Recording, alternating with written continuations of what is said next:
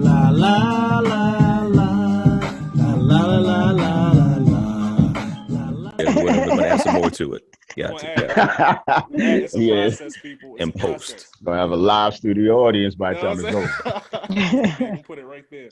Mm. All right. So today we're gonna be talking about the finale of Invincible. We're gonna talk a little Kevin Samuels, talk a little bit about Dr. Umar Johnson, and cultural appropriation in Black culture. G, if you would like to kick off the first topic, bro. Yes. So, has everybody seen the last episode of Invincible? I Yes. don't even know what that is. Yes. Oh, okay. Yes. Okay, Oh, You don't Gina. know what it is? So today we're going to learn you Weirdos. today. We're going to learn you today. All right. Please. So last episode of the finale, pretty much we have, Mark and his father, confronting each other. And now he finally figures out why his father is doing these evil things, right? All throughout the episode, we get heartbreak after heartbreak. We get uber violence. We get mental Uber abuse, violence. verbal abuse.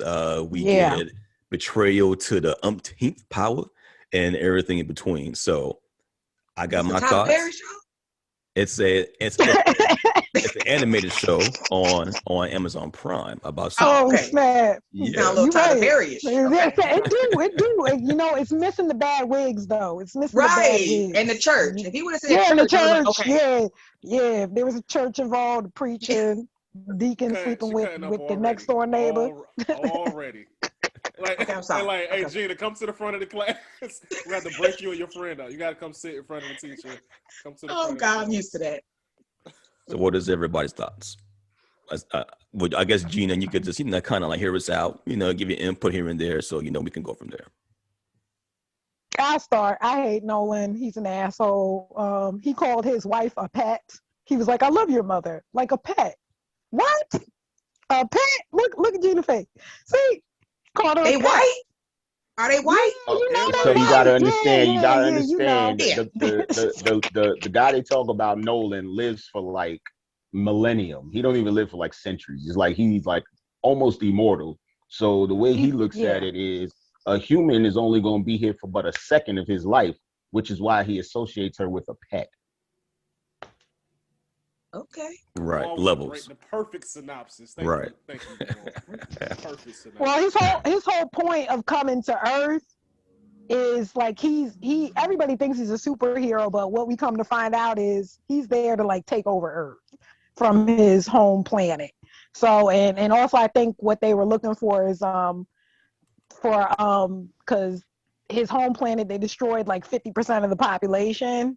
So they were looking for a planet of people that they can like reproduce with, that are compatible to reproduce with them. So that's where it comes in at. And so that's why Debbie was more of a means to an end.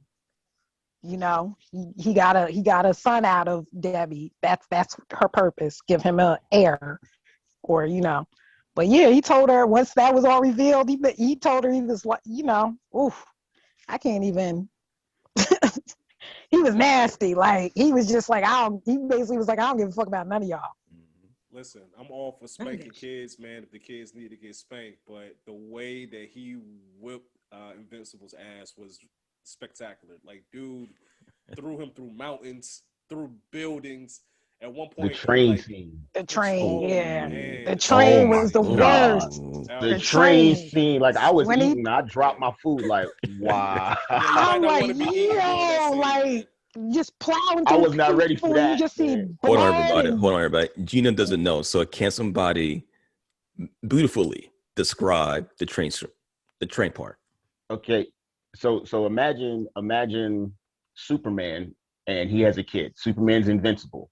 So Superman is literally whooping his child's behind, and he's trying to tell him that humans mean nothing.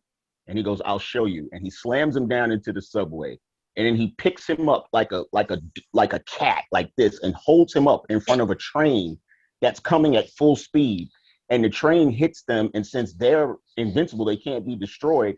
They literally slice through this train, and bodies, and like, imagine putting everybody on the train in a big ass ninja bullet, because that's pretty much what Going happened. through.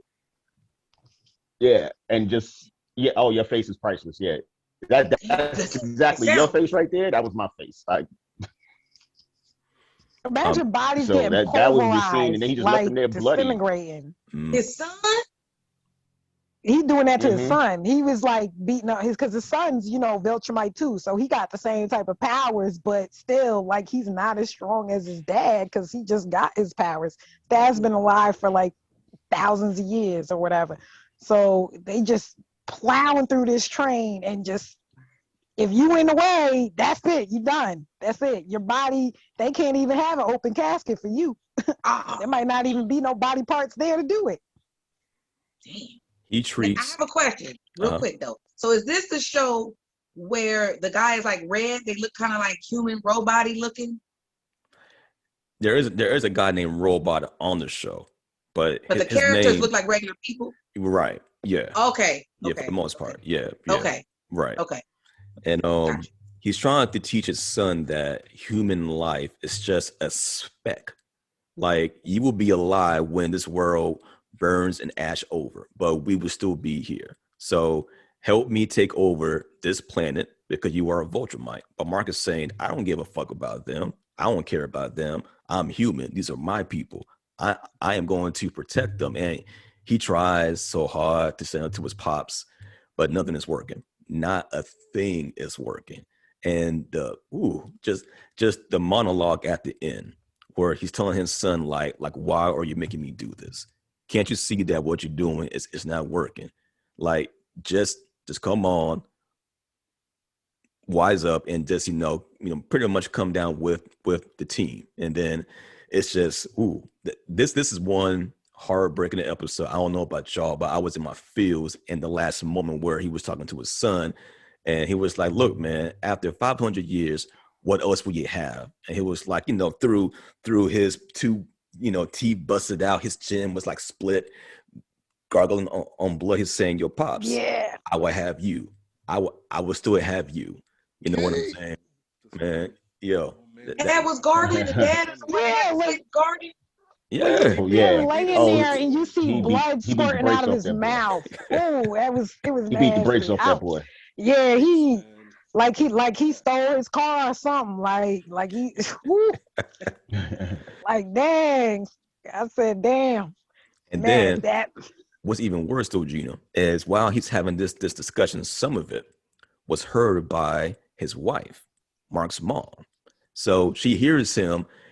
She hears her husband, who she knows is this superhero, saying to her, like, she's a pet. In a grand scheme of things, she really don't mean anything to me. I mean, sure, I have fun for a while, but really, she was here to, to help me breed this child.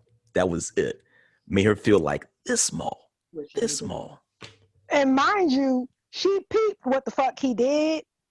Cause he killed, like, they have like their own version of the Justice League. Like, if you watch the show, the first episode, you're gonna think you literally are watching the Justice League. Like, they have the Guardians of the Globe. That's what they call them. He kills all of them. He kills all the Guardians of the Globe. She peeped that. So she been kind of keeping his secret, trying to figure out what's going on. Like, she not quick to turn on her husband and everything. And then to hear him refer to her as a pet and like she means nothing to him, like, it was just terrible. Sound human to me. Sound real human to me. Girl, who hurt you? It sounds like the typical nigga shit. Who hurt you? Let's talk. I'm gonna watch this. You got to. Oh yeah, you got it. It's good. It's good. It's very good. Another layer to it as well. It's so the guy Omni-Man, the bad Superman, if you want to call him that, he is just one of like dozens of people like him. He's not even the strongest of his race. So he's more or less saying to his son, like, look, man, you're gonna get down or you're gonna lay down, because they're coming to this planet to take it over, whether you want to or not. Now, if you come with me, you'll live or whatever. But if you don't, whether you die now and I beat you up, or you're gonna die when they come. You know what I'm saying? So what's it gonna be, son? It was definitely one of those times. Very brutal. Watch it from the beginning. How many episodes was it, G? Was this episode 8? Yep. 8. And Yeah. it's only 8. the first Yeah. season, right? Yep. Yeah. Okay. Mm-hmm. Okay. I think they covered like 14 editions of the comic in those 8 Mhm. episodes. Are you I ready Yeah. want to for thank season 2 y'all. and 3? I mean, or are you happy that it's coming back for at least guaranteed 2 more seasons? Yeah. I'm ecstatic. Like I just can't wait because knowing, like, reading up on the comic and knowing what's to come and how they're gonna incorporate that into the show, like Mhm. all the, like, it gets even crazier. Like what we talking about right now, that's like pre-K shit. Like it gets crazy, like real crazy, and I just can't wait to see the way they incorporate it, especially because it's animated, Right. so they can do a lot. Like they can do so Yeah. much with it because it's Yeah. animated. You know, Amazon's really been pushing the envelope because I never thought they would do The Boys on Exactly. television. Mhm. And then when I saw that going, then to find out that in season 3 they're going to do what's it called, Hero Palooza, I think it Oh, is, where yeah. it's like the big No, orgy. it's some hero gasm. Hero, yeah, Herogasm, that's it. yeah. Herogasm. That they said they're actually going to do it, and I'm like, nah. So I think Invincible is kind of a primer. Like, okay, you guys can deal with this, then you'll be all right when Herogasm comes along. And Yeah, that's yeah, Wildest shit I've ever seen in like a comic book. Like I've never seen no shit like that before. yeah, It's, like it's yeah, wow. definitely. I don't think they could do this on live. Like if this was like a live action, I don't think it would be treated Yeah, I don't think the so. same way. You know what I'm Yeah, saying? because they toned down The Boys too. They toned that down a lot. Had Yeah. to. Yeah, Yeah. because Homelander goes way crazier. So they had to Mhm. tone it down a lot, and I think it is because of the limits of what they could do with live action. But animation, they can Right. pretty much do whatever you want. I'm gonna tell you one thing though. I was geeked when I saw my boy Conquest, Gina. Oh, All I gotta say, if you hop on board now, and hopefully in season 2 or 3, if you hear a guy named Conquest, just know he is thorough. He's kind of like a Superman. Not Superman. He's more like a Zod, like a grizzled old a Mm. Zod, but just mm. just just all about bloodlust. That's it. You know, like, I have what's no going on? idea who Oh man, Zod. I don't Yeah. know Wait a minute, you don't know who You Zion. Zod know I who is? don't know. Zod is I from don't know Zod? Superman? nothing. God, Listen, Oh though, I the feel man, blurs like are you might attacking. just we have The to need to help me. send blurs, you. We the need to blur send you attacking. a remedial pack of DVDs or VHS tapes or something, girl. You Yes. Here for I you. Zod. don't, We are I here don't know for these you. people. But It's Lord but it's Zod, by the way. Get it right. scientific, General like, General Zod. right? General Zod. yeah, General General Zod. Zod. Respect on Excuse his me, name. I take it Yeah. back. Yeah, Yeah, Oh, General Zod. y'all need to type in the comments or something, the name and everything. Y'all need to email me because I'm oh, we sure about got to you. watch. We got you. We got you. We got you for sure. But Roll me yes, up a little blunt. Show the bottom suggestions. Figure out line, what's going watch the on. show. Watch the show. You I, already know. You already know. Okay. I think I'm Okay. gonna need it. So look, the coolest thing about Invincible, man, other than the crazy violence in it, is the writing. You know, exceptional writing on the show. And you know, Mhm. myself and G were definitely fans of the comic book years before they even decided to make the show. Um, Gamal is the author. Gamal, I want to talk real quick about your projects, man. I know you sent one over to me. I think it's called Jump. It's a new book that you're working on. Is it finished yet, or? Yeah. So Jump, the genesis, the how Jump came about was my first book is called Finn, Story of Love and Hope, and I was in like the second, third rewrite of it, and it was becoming a chore. I mean, like I was hating it. I was ready to throw the damn thing away. And I heard this podcast with Jordan Peele. He said, if you're a writer, be it film, plays, author, whatever, if you're stuck on a project, walk away and go do something fun. He said he was stuck on a project and he walked away and went and did something fun, and that became Get Out. So, I had that in my head. And then like a day later, my son came up to me and he was like, Dad, I want a book. He was 12 at the time. He's 13 now. And this was right in the middle of the pandemic. Everything was shut down. So, we went online, and the thing we noticed was there was hardly any books where a little black boy, 12, 13, 14-year-old was the protagonist. A lot of times they were an ancillary character, or they had to overcome some typical ghetto struggle, but there was no Black Harry Potter. There was no lead Black guy in Star Wars or anything like that. So I said, you know what, dude, I'm gonna write you one. So I started writing the book.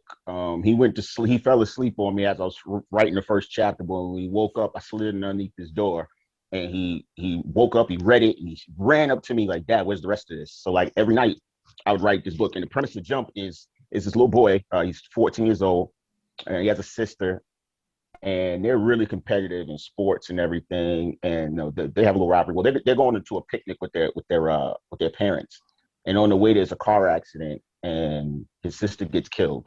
So when he wakes up in the hospital, this nurse comes in and is like, wants to give him this medicine, gives him this green serum, and he doesn't know what it is. He takes the medicine. He goes in the bathroom and he's like so upset about his sister being dead. He screams, and when he screams, there's this flash. And when he opens his eyes, he's back in his bedroom earlier that day, and his sister walks in, and he's like, "Wait, what?" But things are different. It's not his sister. I mean, it's her, but things that she would normally do is different. Now he's trying to stop. He's seeing everything happen the way it was before, and now he's getting to the accident. And right when the accident about to happen, he grabs her and he goes, "No!" And then they both jump back in time, like before they were even born. And then so it's like a kind of like a science fiction meets fantasy story. But the cool thing about it was, I'd say about halfway through the book, every night like I said, I was writing those chapters for my son.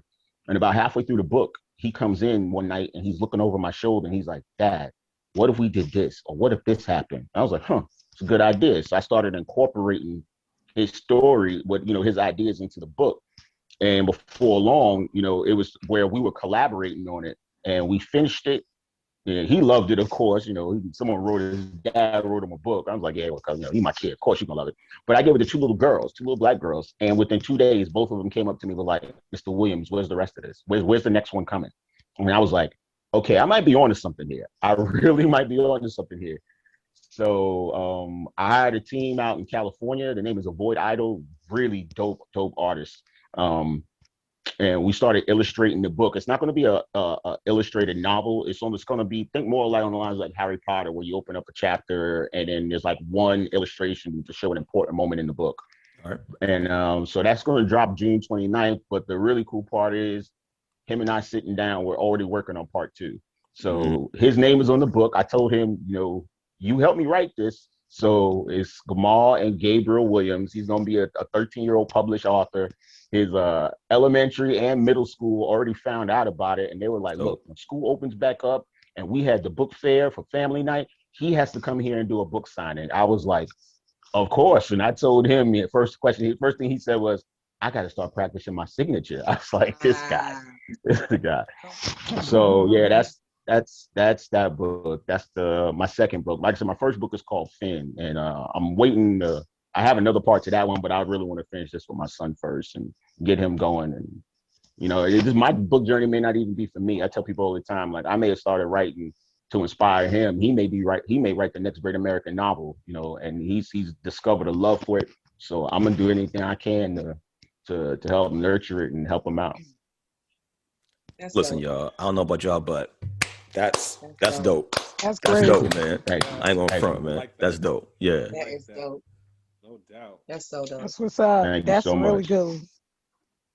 I didn't even know kids read anymore. So this is perfect. This is great to know that there's kids out there that ain't trapped up in their games and their phone and TikTok, and like there is hope for the future, y'all. That Yes. kids read. Yeah. Because these Yeah. That's a kids, big these deal. kids done forgot about books. Mm. They don't Yeah. know what a book is anymore. That is a big deal. Yeah. Seriously, I think it's super dope. That's a big deal. Thank you. He's big into like anime. Like I watch some anime. I'm not big into anime. I'm more into comic books and stuff like that. But he's big into Marvel and DC. I mean, mainly through the movies he's gotten into it. But he's also the type of kid that will go and he'll wake up at like 1, 2 o'clock in the morning, find a piece of paper and like create a character and have like all their powers and everything. Like, this is the novice, this is the advanced, this is the master, this is the overpowered. And I'm like, dude, your mind is going like non-stop. I'm like, so once Jump came about, it was something that he just fell right into, because for him it was like, finally I can create something and others can see it. And then one of his friends, it was the little girl, one of the little girls I gave the book to was the older sister of his best friend.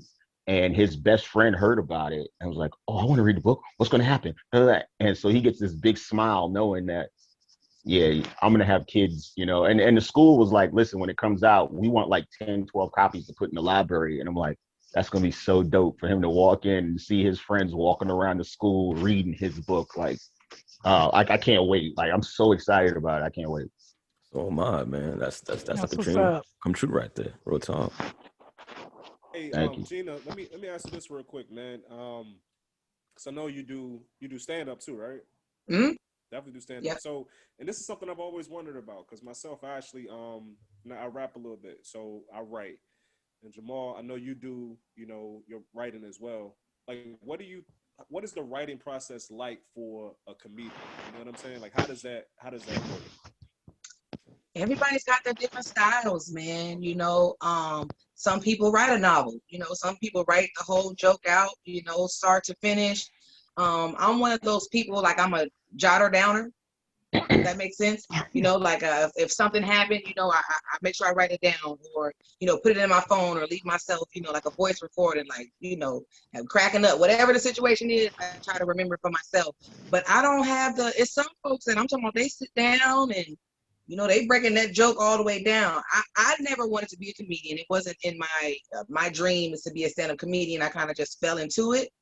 So I had to kind of learn the craft and learn to respect the game, and watch others and watch the greats and things like that. So, and nobody tells you how to write. Like, it's not in nobody's book. Like, nobody's like, this is how you should do it. You know, they tell you, of course, a premise and blah, blah, blah, but they don't tell you how to write. So I think it's just different for everybody. But me, I just go off of real life, you know, things that's happening to me, my story. So it's kind of easy for me to remember.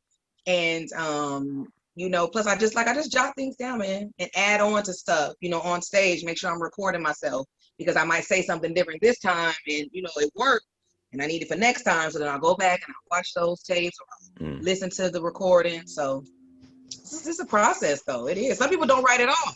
Some people go up there and they just be, I guess, off the top of their dome, which I think is crazy. But it's some folks that feel like Tupac. They feel like they just go in there and do one album, like fresh out of jail. And I don't know.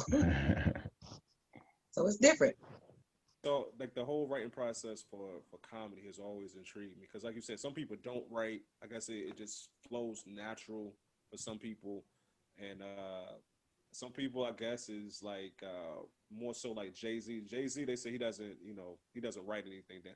I've seen him write something down, so maybe he don't write something Right. down most of the time. But I Probably seen jot it down. I seen him one time do it. But anyway, he's still like, I've heard this from a bunch of different rappers and producers or whatever. Jay-Z is just different.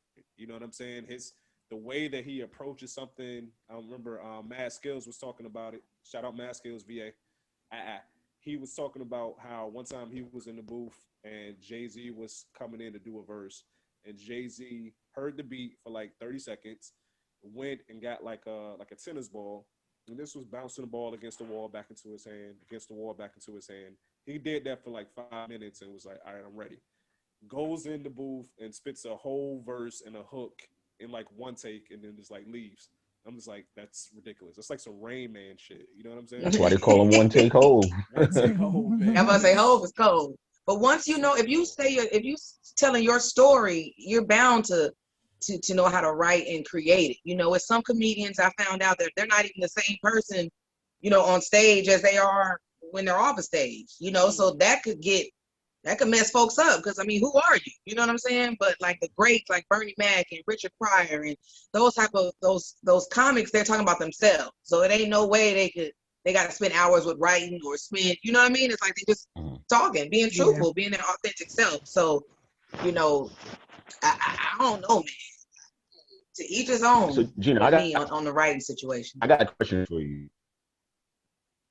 for you. So Yeah. I've kind of struggled with this a little bit myself. We all know we have an audience, and we can say something that relates to our specific audience, or people who grew up like us, grew better to be Black, grew up on the East Coast, South, in the hood, whatever. But what I've struggled with, and it's taken a lot of practice, is how to reach someone who doesn't, who I'm not familiar with, who didn't grow up the way I did or wouldn't understand this experience. How do you write a joke to reach that audience? How do you know, okay, how you, or take the same joke that you can deliver one way over here, but for a different audience, deliver it over there and know it's going to hit? How do you do that? Man, I'm gonna tell you right now, it's so different. These white folks crazy. You know, I don't want to I'm say telling it. you, I don't want to Hey, say it, hey, you ain't got to but tell me yeah, twice, White okay? you know I what I'm was saying? raised, I was yeah. They raised look around. easy on them. They Trying look to convey easy. something to white Yo, side people note, sometimes real it's quick. Have y'all no. ever done that? Like a bunch of around a bunch of white folks to like your black friend, and they didn't know what you was. You know what I'm saying? They be like, hey, you know, you know what I'm saying? White people don't know. We giving They away the don't know, secrets on the show. Damn. Hold on. but You it's white, different. cut this off Say, immediately. say. It's different, man. White people are they're easier. If that makes any sense. Yeah, Black that's a folks is the fact. ones that's rough, and so That's a Yes. with fact. them, Yeah. you sweating, you working, you talking about the hood, the roaches, the drive-bys, all of that type of stuff. So the only thing when you get with the white folks that I've learned is, for one, slow down. Because us as a people, we talk fast. We talking fast, we moving our hands, they don't understand none of that. They don't understand none of that. So with them, you just gotta slow it down. But everybody has had diarrhea. Everybody didn't stump their big toe on the edge of the bed. I don't care what race you are. I don't care what race. You all know what it feels like to stub your toe. So Mhm. those are the jokes. And that's the way you angle with folks that don't have that same upbringing and things of you. You know what I mean? It's like you could talk about, marriage. Marriage is so universal. It don't matter what race you are. Women are the same. I hate to say it. Some can cook better than others, and some season or whatnot. Some fit some. But at the end of the day, that white lady next door is we low key the same. We low key the same. You know what I'm saying? So she know what it's like. The period. It don't matter if she black, white. So for me, when you go into those type of situations, you just gotta be more open minded. Like leave your Negro ears and lips. You know what I'm saying? When you go with them. But don't switch up now. Now, hold on. Now, let me make it clear. Now, don't go over there with the white folks. Then start talking about fried chicken, shucking and jiving, because it's comedians that they don't know how to Yeah. transition to that side. Yeah. So they'll go and they'll down black folks. You know what I'm saying? They'll talk about us for them. So I ain't saying, put us under the bus to make them laugh. Just find things that are like relatable, like common grounds. That's what you take to them. But don't never, I'm telling y'all, comics be talking about watermelon, fried shit, all that. I be like, you ain't had to do that for these white folks. Because they Right. really want you to be urban. They want you to be, they love it. They love Mhm. all of that. So they want you to be your They do. authentic self. So they're not really no Yeah. different, honestly. You just got to slow down because they don't know how to, they ain't hip. You know what I'm saying? They ain't with all that. Yeah. Yeah, I can relate to that because, in my book, Finn, that takes place here in Norfolk. I'm right now, I'm from Brooklyn, but I've been living here in the Hampton Roads area for like 21 years, 21, almost 22 years now. But so it takes place in Norfolk, and I didn't want to make a caricature of people in the hood. I didn't want to feed into a stereotype that people might have already had. I wanted to find a way to make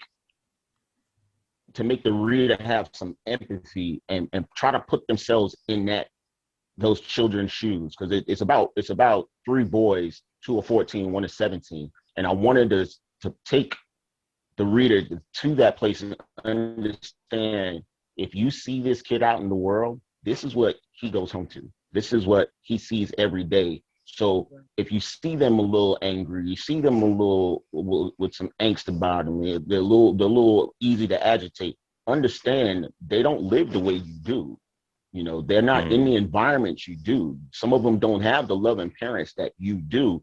Try to look at this kid differently, other than what you see on TV or what you hear in a rap song or see in a rap video, or not every kid is like that. This kid is just living their everyday lives, trying to make it to tomorrow.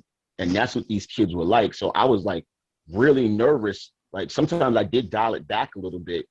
And what I did was, it was a straight ploy. I put this in the hard, in the most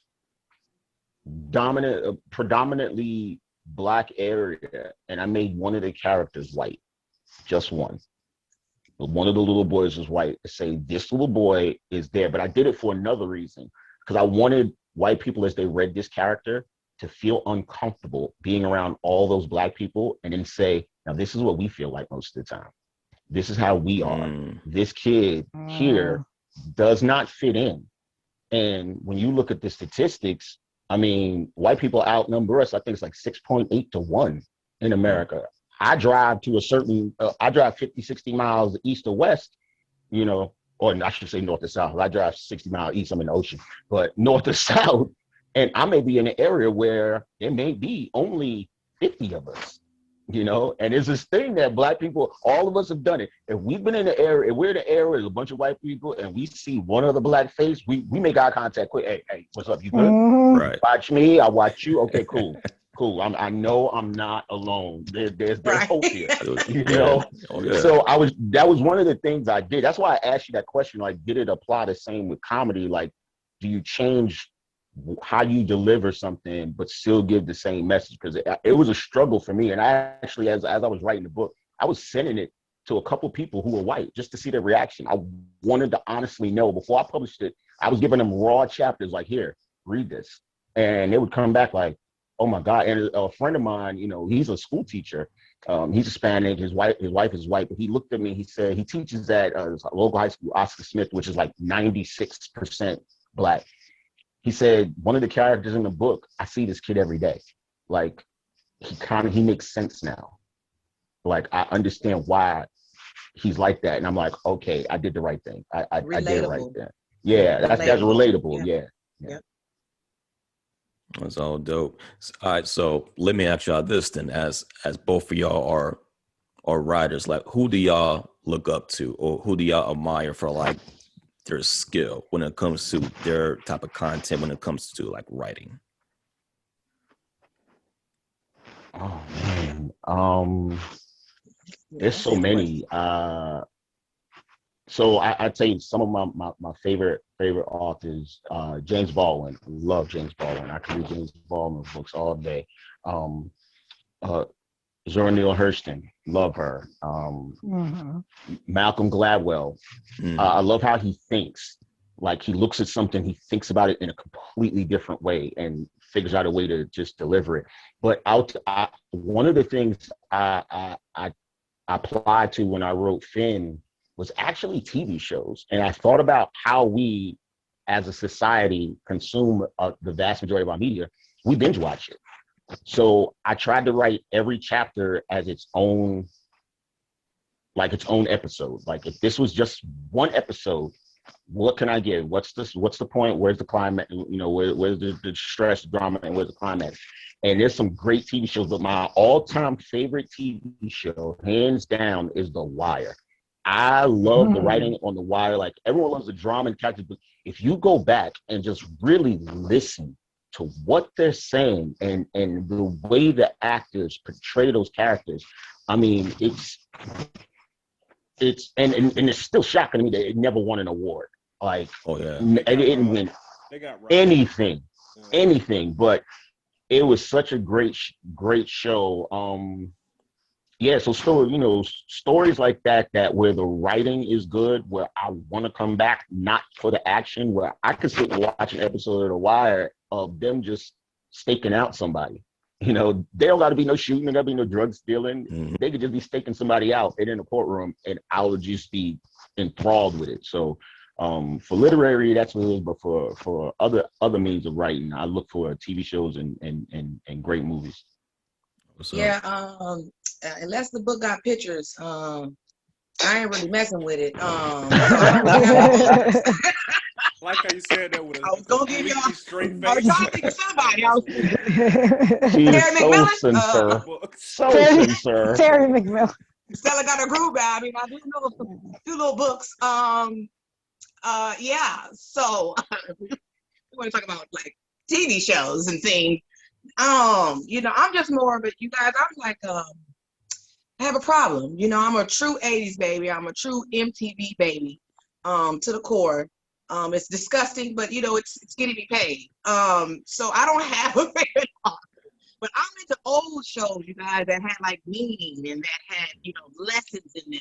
I'm still a different world type of girl. Yeah. I'm still a Cosby Show type. Even Moesha. So I like stuff that is like realistic and you can learn a lesson out of it. I like the shows that always just gave me a lesson after everything. Now I don't like no reality TV, all that. Y'all can have all that scripted stuff. I don't need to see nobody else throw no drink, nobody else slaps. I don't want to see none of that.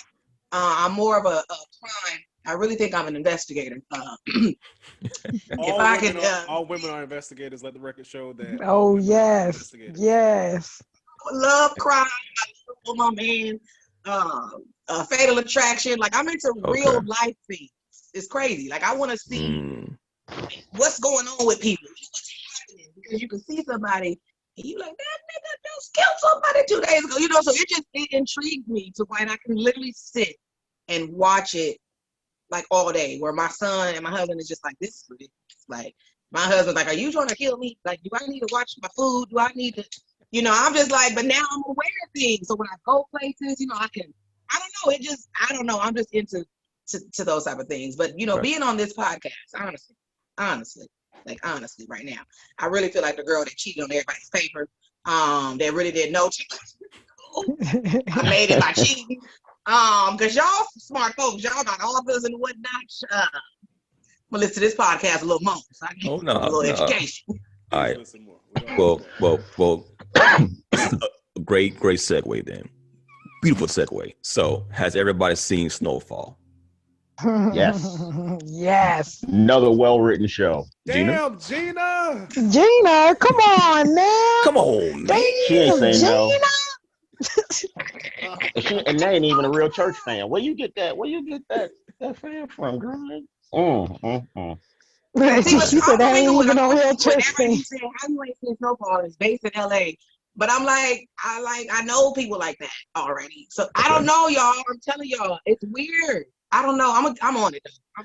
Gina, if you're an 80s baby, right? 80s baby, Snowfall is based in the 80s. Based in the 80s. In the 80s. I'm right. These shows. It's based on realistic events like Contra, Nicaragua, Reagan. Snowfall is? Yeah, Snowfall. They had the whole Contra, Nicaragua, all that shit where they was bringing the drugs in through the government. The crack era. The crack era. It shows how crack got started. Oh my God. It got started because of RZA. RZA taught Frank how to cook it up in the Bay. Remember that part? Y'all remember that part?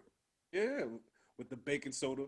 It was like, yo, for real, I'm about to show you how to do this is the recipe right here. That was my RZA. How they was hiding the recipe from each other. Shit. It was like they wouldn't even want to tell each other the crack recipe. I said, how you gonna hide the crack recipe? Then the one girl gonna get high off of just cooking the shit and she get turned to a crackhead. I said, they done turned Wanda into a crackhead. I said, of course Wanda would become a crackhead. She ain't have that handkerchief on. You can't cook the crack without covering your face. Come on, man. You gotta have your breast out. Where was your granny? Where was your granny's prayer cloth? She ain't have a granny's prayer cloth and nothing to cover her face. I'm like, this. No wonder this bitch on crack. Yeah, not with the prayer cloth. And somebody stealing my coat. Like everybody's shirt. She said, "Where is your granny's prayer cloth?" She did. She took it there. Peaches, ladies and gentlemen. You going to hell. You're going straight to the Give hell. it up. Right by the furnace. My seat is reserved, and I'm going to see a lot of motherfuckers I know, so I won't be lonely. Okay, I'll see my baby daddy down there, too. Okay. I know. Oh, that's wild. Oh, man. Look, Snowfall is a great show. Gina, you're actually fortunate because they've done 4 full seasons. And if you're a person that likes to binge watch shows and stuff, you got a lot to catch up on.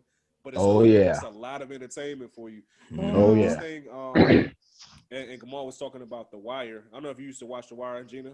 Did you watch The Wire at all? I've seen no, for real. I did see a few episodes. I ain't gonna lie. Okay. I like the little boy. Like it's the little girl. Don't judge me. I don't need y'all judging me. That's what I. The little girl. No, what little girl? You talking about Snoop? keep Yeah. keep Yeah, going. Snoop. Yeah, I know you talking about that little girl. Yeah. Yeah. I wouldn't Oh, say I wouldn't Snoop. call her Okay, a girl now, but Snoop. Right. Okay. she But was she acting, rough, but she I was know Yeah, she. thugging, she because was there are little raw. boys on there. I'm like, Yeah. Yeah. Snoop, I Kobe Snoop, that Jordan was was she on was the a show. full-fledged nigga. Like That's when all Kobe day. Jordan got his start.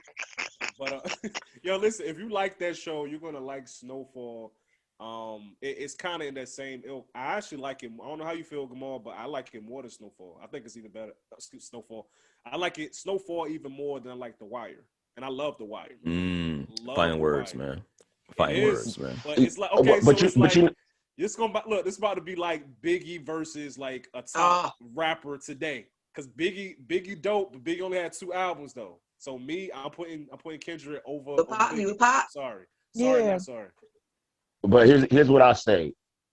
A show like Snowfall doesn't see the light of day without The Wire. Facts. The True. Wire, Big and facts. especially since The Wire was on HBO, they had way more latitude to do things that we just did not see on TV. Up until that point, when you look at old TV shows, the the kid that grew up in that in that environment was usually the guy that got arrested on the cop show, and you only talk to him as they was chasing him or when he was sitting in the police station getting interrogated. For the first time, they did it different. And here's why I say The Wire is better, because a lot of people never peeped how The Wire actually played out. The first season told you about the corner boys. The second season told you how the drugs got in. The docs. In the third season is when we met the politicians. How were the politicians affecting what was going on? In the fourth season, you met the kids. How are the politicians allowing the drugs to come in, profiting off the quote unquote drug war from the corner boys? And you're seeing these new little boys come up, growing up to be the next generation. And in the fifth season, it was the press, how the press told the story of everything that was going around. Each season had a theme, and a lot of people missed that. They did not catch every time they brought a new season in. They brought a whole new set of characters in for a specific reason, to tell a story, to tell you that this drug war is not just these kids sitting on the corner and these crack kids. It's how's the drugs getting in, and how come the police and the politicians are allowing this to happen. And if all this is happening, what's going on to the kids that's coming up in this? And how come no one else is hearing about it? I mean, because think about what was going on in season 5 of The Wire. You had all those bodies that Snoop and Chris had put up in the houses, and it was getting brushed off until McNulty came out and made a fake serial killer. But he had to start doing it with homeless, and specifically white homeless men, before anybody paid attention to what was going on in the hood. So Snowfall is good, but you got to understand how deep The Wire really is. Go back and rewatch that. Until Snowfall can build on something the way The Wire did. They told You know every Gamal from New angle York. of that He already story. told you he's from New York. So I don't even know why you're trying to convince him Oh no, right now. Don't get me wrong. I love Snowfall. Snowfall. On my mother B? On my mother? No, Right. Word is bond. Word is bond, No, son? I'm playing. No, I love Snowfall, Okay. but The Wire, the way they told that story, season by season by season, and now that I'm saying it, think about it. The way they built on it, season by season by season, while still keeping you tied to the very first people you met, was genius, man. That was genius. And then they left it. It wasn't a sweet ending. They left it letting you know all the kids you saw. Dookie became the new Bubbles. What's your man name? Mike became the new Omar. You know, it's like the way they did it, and they told you, wow, it's a cycle that just keeps happening over and over and over again. But it had to take you through all of that for you to see it. You're not wrong about the greatness of The Wire. You know what I'm saying? I can actually get with you. Well, tell me why Snowfall is better. I told you why I think it is. Tell me why Snowfall is better. Oh, I'm gonna get there. Okay, let's get there.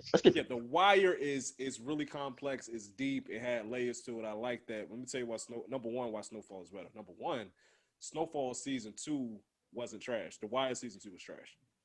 Oh no. It was trash. Snowfall has had no weaknesses in 4 seasons, bro. Not one. That's number one. Number two, I can Nah, I easily say disagree, man. Snowfall every Snowfall season season 2 is so that dope. Snowfall has been on. It's been the best show on TV. I can't say that about The Wire.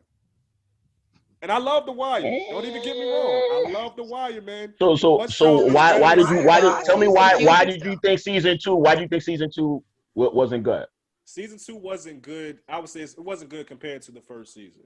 If it was a Because standalone show, I might have thought it was okay. But coming off how great season 1 and the expectations of season 1, season 2 was a letdown on The Wire.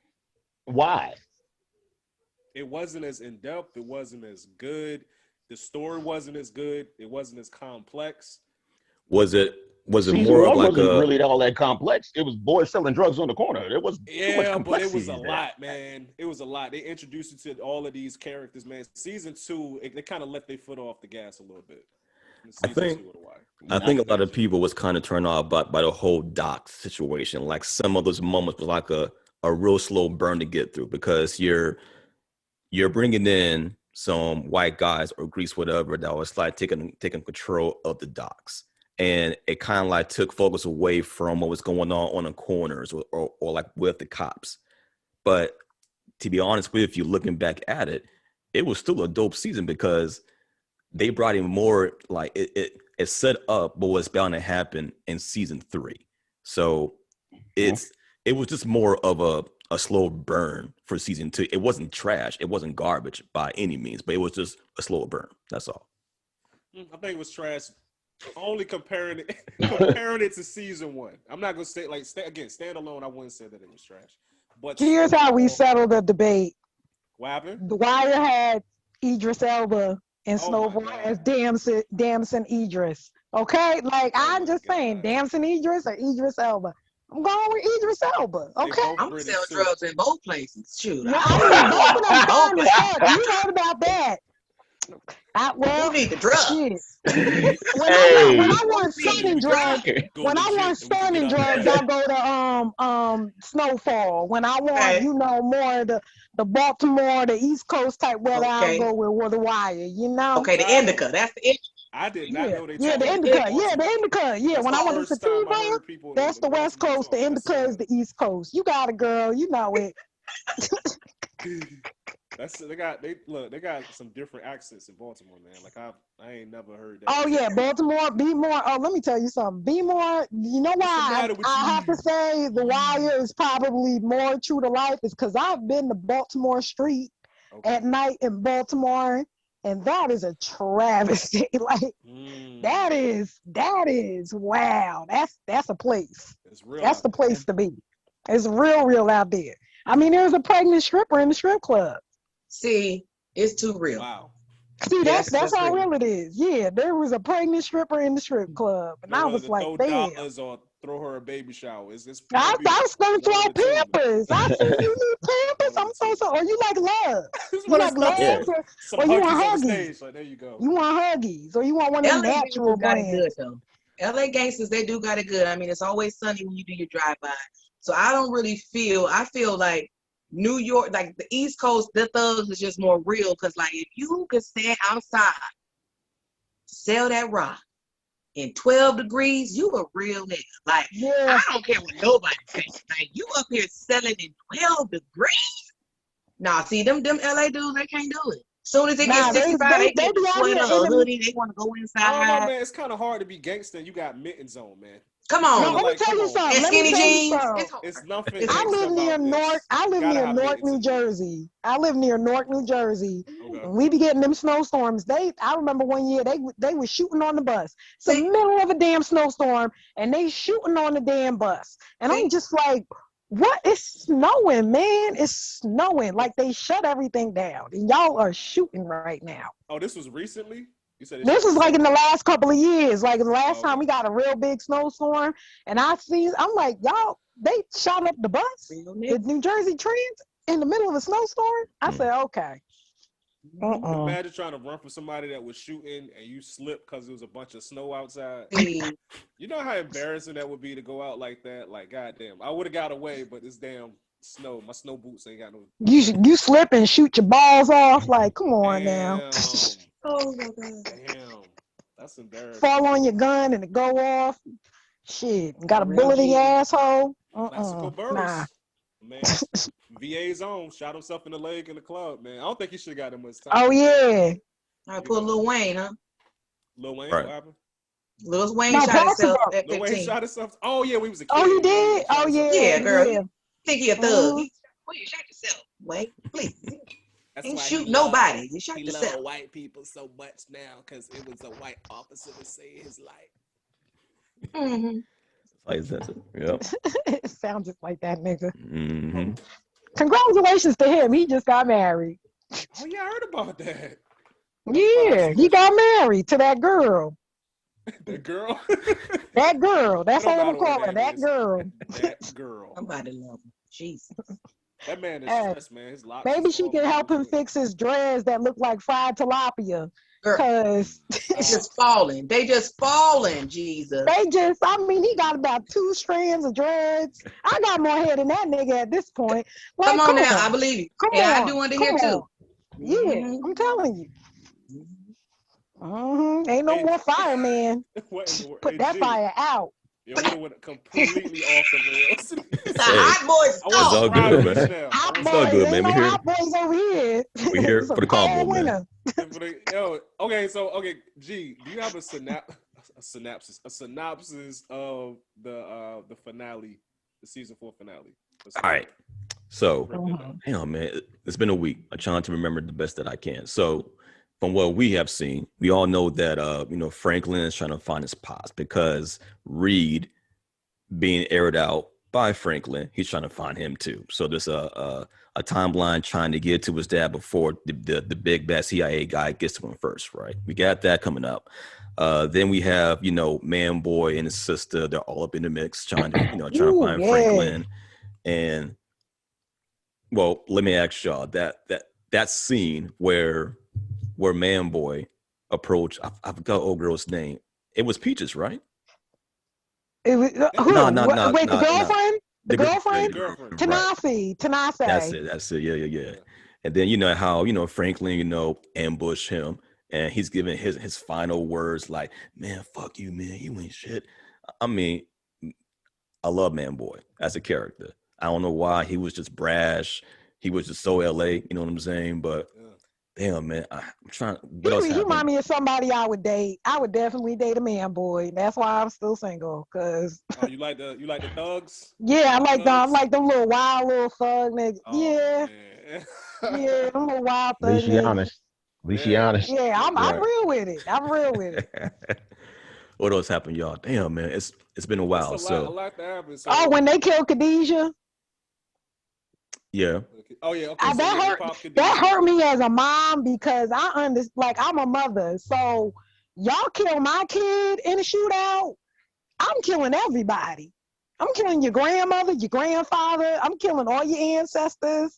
Like I'm killing everybody. So as wild as she was acting, I still felt bad when she died because I'm like, y'all killed her daughter. Like yeah, I mean, that's her baby. In front of her. Like In front of her, no her. less. Like her baby Yeah. laying in her arms. Like because Gina looking because the beef with the streets and everything. Franklin's crew beefing with Man Boy crew or whatever, and they was staking like what's his name, the other guy, Scully. Scully's grandma house out, and they see Khadijah with Scully's homeboys pull up. You don't see Khadijah or the daughter in the car. You just see the two dudes. It's two goons. And Franklin's people, they both start shooting and capping at each other from their cars. And then you realize the little girl got shot. And I'm just like, oh my God. And then for the rest of the season, Khadijah, the mother, is just like, yo, we gotta kill these niggas. Fuck that. She putting hits out. When she caught that fat boy and took him down to that warehouse. Mm-hmm. Oh, when she killed, the fat boy. What's his name? Yeah. She stabbed him to death. Like she kidnapped him, And then Yes, she girl. ain't she was like stabbing him up, like poking him, but he big as fuck. She was poking him, but she was trying to get information. Then she went ham and she's like, Yeah, like even that, her like, and girls, I the was two hit like, girls, the two girls that was the hit woman, they was yeah, like, damn. Right. Diamond and Silk or look, and whatever they the fuck they killers. And name they like, Diamond was. and God damn, Silk. like we killers, Yeah, but Diamond and Mhm. Silk. God damn. You know what I'm saying? And wasn't it When can I come Jerome back that and do killed him? my? Can I come back and do like a review? Can we do a catch up? Can I do some homework? Oh, that'd be perfect. Oh yes. That'd be perfect. Mhm. Yeah, we Cause got to I'm do gonna watch that. no We more. gonna probably then moved on to the next thing. Like, See, that's what hey, I'm you saying. gonna want to be talking about this and Gina gonna Well, pop up in here talking about, y'all finally watch Snowfall. We be like, bitch, we on it's season 8. 2023. Okay, what are you talking about? Yo, season 5 over with. We talk about season 5 wrap up. They have canceled the Yeah, show you know. already. The Season 4, show I already in finished season 4. syndication. What are you talking about? It's all So, good, so though. Gina, do you even watch like newer, like one of series? Like if it's just like one series, if it's got a big time actor in it, would you watch it? Like for instance, did you watch Watchmen when it was on HBO? Oh, that was good. Yeah, that was good too. I didn't watch that. I didn't watch You didn't watch Bridgerton, Lovecraft Country? whatever. Did you watch Lovecraft Oh, Country? Bridgerton. Now, Lord, now the Lovecraft. Now, let me tell you, now that right there. Now I watched. Okay, well, I watched the episode where they had to run from the white folks to the sundown. You Mhm. know, when they had to get up out the town, then they still messed. They had folks on the other side. Now I was like, "Oh, this is good, right?" I felt like it was gonna be a little, little Harriet Tubman situation, a little, And then like some alien stuff had happened, and somebody had blew up and some. I said, "What the hell is this?" So, long story short, yeah, I couldn't. The We You watched Shall one Overcome episode. / Aliens. You watched one episode. Yeah. Oh, What about You should try to finish it. It's a lot. It's a lot, but good. you should. Yeah, The it's good. actors are good. especially when you get to see Oh, when you no, get to it's- episode 8 with them little Hopsy and Bopsy twin. Oh, Yeah, Oh, man. So, but it's Yeah, scary. look. Is it Yeah, all nah, scary? It's nah. violent. It's Let me tell you violent. It's a something. little violent and scary. Not too scary. More When Like uh, bloody, old like girl gory, when old girl glory? came into the bloody. barn and she gave her the thriller shoulder, Yeah. I was done. I was done. Okay. I'm I like stuff nope. like that. I I swear, like the All right. little gore. I or I with was the done. octopussy. That's what I call it. The octopussy. Yes, Mm. yeah. Or when them Watch things it. come out her vagina and she. Yeah, oh yeah, girl. Oh, Yes. wait a minute. They Wait a got- minute, y'all. Wait a minute. Remember, old girl, her skin, like, she turned white for a day. Oh And then just Yeah. Hey, look, peeled it I off. ain't Yeah. seen it, so I'm gonna Oh, excuse myself Chris. for a second. Oh man. Oh, Or, man. Man, don't oh do yeah, with what's her know. name? Yeah, the Oh sister man. turning back and forth between a white woman. Like she purposely Yeah, takes a do it, potion Chris. and it makes her into a white woman, and that's how she able to get a job. And Yeah, she just Girl, wish I don't had tell her no. white Don't tell her no woman. more. Don't tell her no. Don't tell her no more. Yeah, Don't tell her, yeah. yeah, don't tell Oh her yeah, no let me more. not. Yeah, watch it. that should be real. Like No, a well, white hold on. person. All right. This is going to be a new segment as Gina. Have you watched this? Yeah. Yes. I I'm will like, I feed don't know. y'all shows. Have you seen this? Have you seen American Gods? Have you seen this? Have you seen that? Yeah, we just gonna. Gina, did you eat today? Gee, have you seen your It was keys? only Do you know one. what they are? Leave me How alone. about Wow. Your I Honor? feel so Have you saw that yet? Okay, I've okay, seen okay. American Did y'all watch? Gods. Was that? Let me ask y'all something, okay? Did anybody watch Cobra Kai though? Yeah, Yeah. I fuck with it. Cobra Yeah, Kai? I've seen. I haven't. Yeah. I've watched I the watched that first with my season. I son. haven't watched the second. Okay, because Or the that third, was huh? good. I ain't got nothing to say. Karate Kid, yeah, Karate Kid. Come on, man, Karate Kid. We karate chopping. We Bruce Lee Listen, up in here. let me tell you Wax something. on, wax off. Let me tell you something. Ralph Macchio got my ass whooped when I was a kid. So my dad took me to go see the Karate Kid in Manhattan, like the weekend it came out. So at the end, he's standing on the post out in the ocean, and he doing a little jump kick thing, Yeah. right? So we coming out the theater, and I tried to do it. My father said, "Don't do that, because if you kick somebody, I'm gonna whoop your ass." So he said, "You gotta use the bathroom." No, stay here. I gotta use the bathroom. So he go in the bathroom. You know what my ass is doing. Kick I'm it. out there with the crane, acting like I'm gonna kick something, right? And I was doing good. People walking by, looking at me. Now, I think I was like 7, 8, not thinking, people looking at me like, look at this little underhead black child sitting up in this movie theater acting a damn fool. So I'm doing the kick, and I jumped up to do the kick. And my father said, Gamal. And I turned and looked, and I kicked this lady square in her breast. Listen, my father used to have a saying. He said, I'm going to talk to you in Braille, let you feel what I'm saying. And that's exactly what he did. Right there in the middle of that damn movie theater, popcorn going every damn way. I got my ass whooped because of Ralph Macchio. It took me a while to watch the Karate Kid movie. I was scarred behind that. He Omni-Man you. I mean, for real. I got the 2-piece, the biscuit, the honey. I had it all, man. The red beans and rice too. The red beans, the rice, and the iced tea. He gave it to me all in that theater, boy. You crane kicked the lady in the titty. In the titty, straight That's in the titty. great, man. That's a Man, she at home talking about she gotta do a mammogram and shit. Listen, She telling the story still to this day. That time I got kicked and what made it worse? Some little boy in the goddamn. You remember that? How the Karate Kid gave me breast cancer? Like, and the whole ride home on the train, every time something went wrong, he looked at me like the train. He looking at me like, this is your fault, motherfucker. Like he was mad because we ended up getting like this train that was packed. He was trying to get the train before rush hour hit. So him having to jack me up, man, we caught the rush hour train, and the R runs through Chinatown. If you've ever gone through Chinatown at rush hour in Manhattan, it is the worst fucking thing ever. So you know what I'm talking about. So we're on there, and this shit, and they get stuck in it. Now we stuck in the tunnel. It's me and about my father and about 90 Asian people on this train, all looking at me. And like, if somebody hits a kid, especially in the 80s, but especially around people they just say, they act like they don't see shit. They don't say nothing. You could be getting your ass mollywop right there, and they would just sit there reading their paper. And I'm like, oh, come on. As long as they ain't one of theirs, they don't care. As long as they ain't one of theirs, they don't care, man. My father just eyeballing me. I'm like, come on, Dad. I'm 7, dog. Cut me some slack, man. Come on, man. I ain't mean to kick her in the titty. I'm sorry. I ain't mean to kick her in the nipples. I ain't mean to knock her areola off. My buzz. Now her areola gone. My buzz. Whole areola gone. My bust, man. That was her favorite nip, and it's gone now. It's gone now because one nip wonder is what they call it. Because a 7-year-old black Gamal Williams. Got her husband talking about, I used to like the left side, but I guess now I gotta go to the right side because your titty fucked up. Like, what happened to you? Why is this lopsided? What's going on? Oh my God. The years on. That light up. Yeah. Man, Karate Kid, man.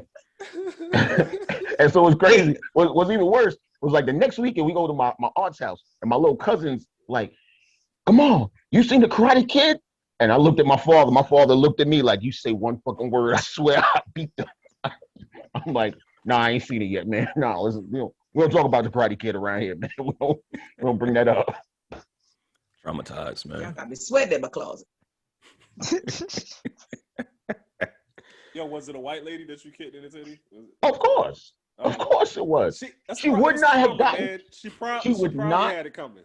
She would not have gotten kicked if my father would have waited like maybe half a second more for me to extend the kick fully and yank it back. But the problem was when he did that, he threw my timing off and my kick went to the left. And she said, "Oh." Negro boy. Yeah, she made the noise and everything. Oh, and then I guess it was her husband. Her husband went to say something, but my father showed up quick. My father was 6'1". He showed up quick, like, I got this. Walk on with your little broke titties. Walk on. And when she walked on, he goes, I'm sorry about this. He let them go. He turned around, lit my ass up right there in that theater, man. Yeah, because we don't care the fact that, we don't care about her. It's the little white lady, we don't care. Hey, don't say that. I got this. Like, we don't care if she hurt or not. We gonna whoop your ass. That's what he wanted. He wanted to get to you. He didn't care about that woman. He didn't care if she was hurt. I don't care, man. I'm about to whoop his ass. Yeah. Don't worry, ma'am. The titty might be black now. Yeah, she. Peaches. Get on. Y'all crazy. Okay, but look, check this out. Okay, so talking about black folks and white folks, I do have one topic I want to touch on. I want to touch on actually Kevin Samuels a little bit. How familiar are y'all with like Kevin Samuels and the stuff that he be like talking about? Is that something like Kevin? I seen about 2 videos and I ain't like the way he was talking. Like, it's one thing if you have your opinion, but that man be mad condescending when he talking to them females, and that's just what I'm not with. That Oh, dude, like, you Like, I know, he don't want talking no about nigga women. with a is this turtleneck telling me is fuck. nothing. this the dude that woke his wife up in the bonnet and had her come out there and hold his hand? Oh, Nah, that's Ben No, that was Jackson. no. You Action another Jackson fuck right there. boy. Action, You Oh, another okay. fuck Action boy. Jackson. Nah, nah. This dude think that Another they one. and he wears turtlenecks. I'm not talking or taking no advice from Yeah, nigga. exactly. Weak. I'm not. Turtlenecks in the summer. Turtlenecks at I'm the cool on beach. him. He's just Turtlenecks in rude. the It's one thing shower. about keeping it real. To me, it's keeping it real, and then it's like, bro, you ain't got to talk to the Like, lady like that. who qualified you? Tell Yeah, me what the fuck I need to do with my vagina and to get a man. Who qualified you for that? What? Somebody, because obviously Hmm. he popular. Obviously, people buying his material and his It's, books you and know what watching it his is? videos. So It's because people it's that 2021. That's what. people Mhm. really agree with what he's saying, and I should agree with you, Gina. It's the way that he's mad disrespectful. You know what I'm saying? But I will say Mm-hmm. this: even though I don't agree with everything he says, some of the stuff he says is actually right on. Dude, And I think that's part of the reason why a lot of his videos have gone viral and people are talking about, like, we talking about it now. You know what I'm saying? Because it's a little truth to what he's saying. It's just the way he says it is like off the wall. it's a lot of truth to what he's saying. Like, I agree. I agree with some things that he's saying, but you cannot talk to a woman like that, especially someone that's coming to you asking for your help, basically, because it Yeah. seems like that's what they're doing. They going on there, I don't know why, but asking this dude, for advice. You ain't got to talk to me like that. God damn, that's like you tell me my car declined at the register. You could have went for that. Oh, you had to say that shit all the time. You could have told me that first. So I just think Yeah. I think we need to stop listening to all this on social media. And I need somebody to turn to somebody else. I need you. What happened to your neighbor? What happened to the lady at the store? What happened to your hairstylist? What happened to your eyebrow lady? What happened to your barber? Stop going on this stupid ass social media looking for somebody to validate you. And I know his ass is at home alone, drinking wine in his turtleneck. Exactly. Sitting there, he don't even got In the Hennessy. He got turtlenecks. E&J. Okay? Come on, girl, Stop Irk and it. Jerk. Urkin Stop jerk. it. Stop and jerk easy. Jesus. Thank Okay? you. Well, I'll be feeling sorry when he be like, well, you know what? You don't really impress me. You're a 6 at best. I'm like, Oh, yeah. When he be damn. doing, see, that's what it was. It was one of them Yeah. videos where Yo, he he be like, saying you're a that? 6 anyway. Yes. I'm like, a 6, Yeah. nigga? Yes. You He too in my holds bed? The nothing fuck? back. Yeah, You that's what he see, said. He'll tell a woman if she had a bonnet on, I'm talking about if she got a scarf, bonnet, anything, he gonna tell her that's the number one reason why she ain't got no man.